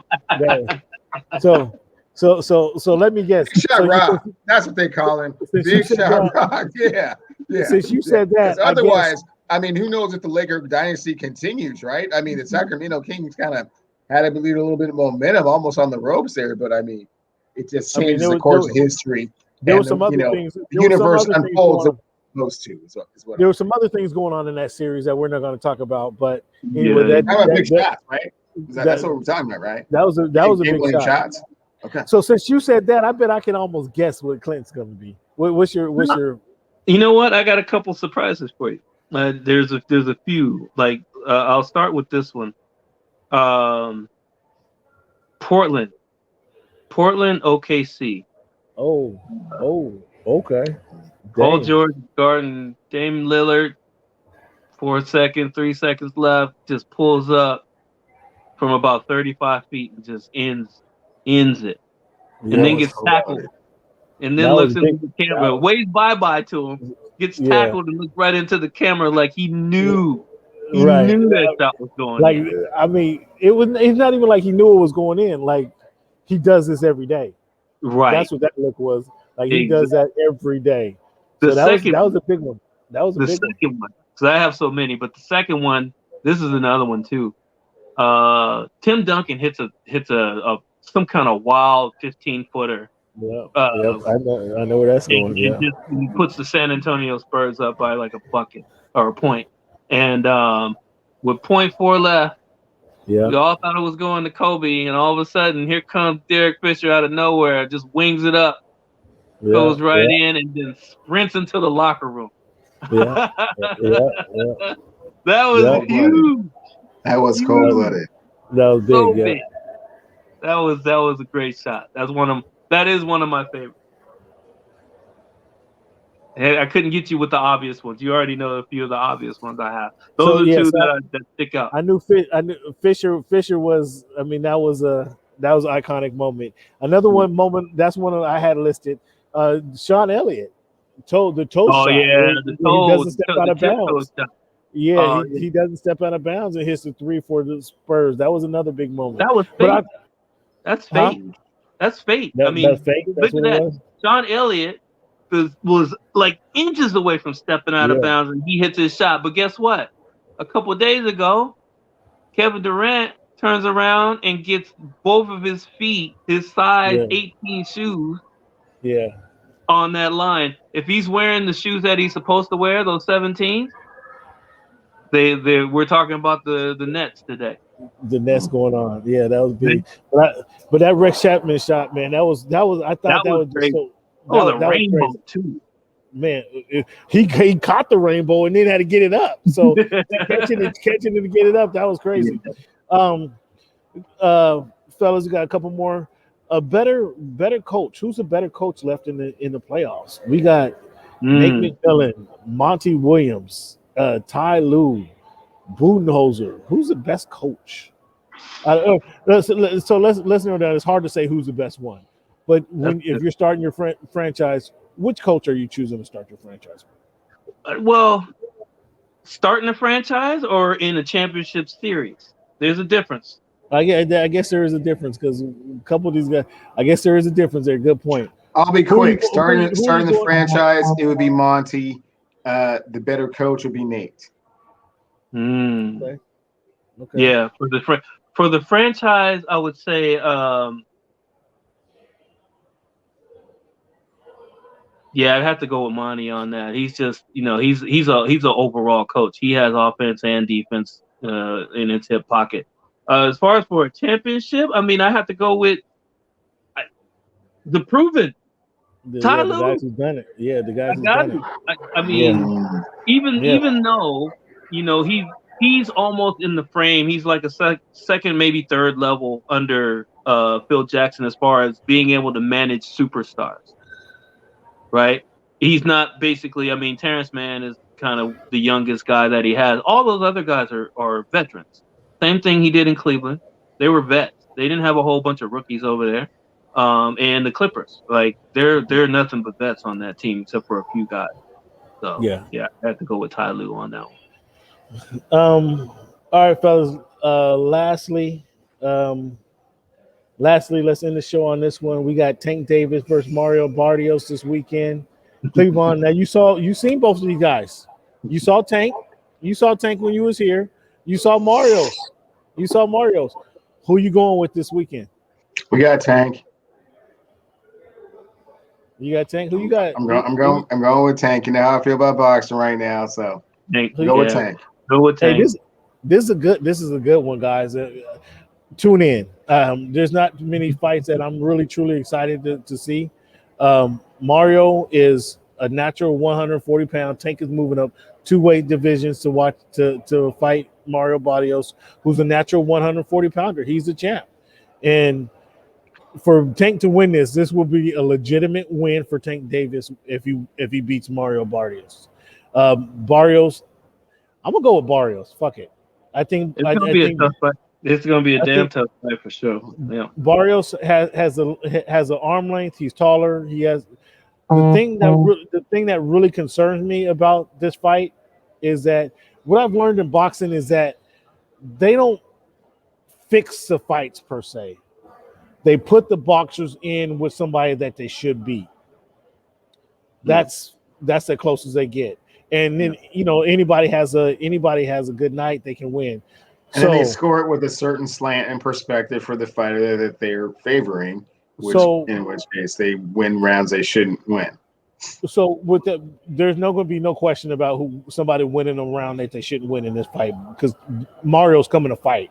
He's not taking rounds where he doesn't do fill out rounds. He comes to see if you can take his punches. That's how he comes. And then Tank is going to have to lay back and either take the punches or size them up and kind of get rid of them early. So if Tank wins, it'll probably be an early knockout. If Mario wins, it's probably going to be a late knockout.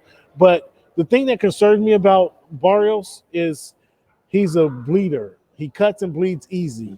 And with that being said, if he cuts in the fourth or fifth round and they go to the judges, then to your point, Clevon, that's when there's the officiating comes into play there. So that's my only concern is can Mario can he stay relatively healthy and so he doesn't cut and bleed that easy to where they want to stop the fight on him. Do we get an early stoppage? That's kind of really my only concern here in this fight. Other than that, you guys tune in. This is going to be a spectacular fight. Once again, Clevon, the Mariners, we have to come back next week. I'm going to leave you guys with this quote here. From Bill Shoemaker, the famous horse jockey. When you're riding, the only race which you should be concerned with is, when you're riding, only the race in which you're riding is important. Don't concern yourself. That's in the way I read that is don't concern yourself with everything that's going on in life. Concern yourself with what you're doing, what you're focused on. Concern yourself with Voice of the Fans podcast because this is the best show for you guys to tune into. As you see, we get Canada involved tonight. Tonight, we also got a special appearance from Mr. Chris Haynes where we get a lot of content from. So we give you guys a lot of content. Thank you guys for tuning in. Make sure you guys hit that subscribe button. Be sure to rate, review the podcast. And as always, fans, thank you for making our voice your choice. Hey, thanks.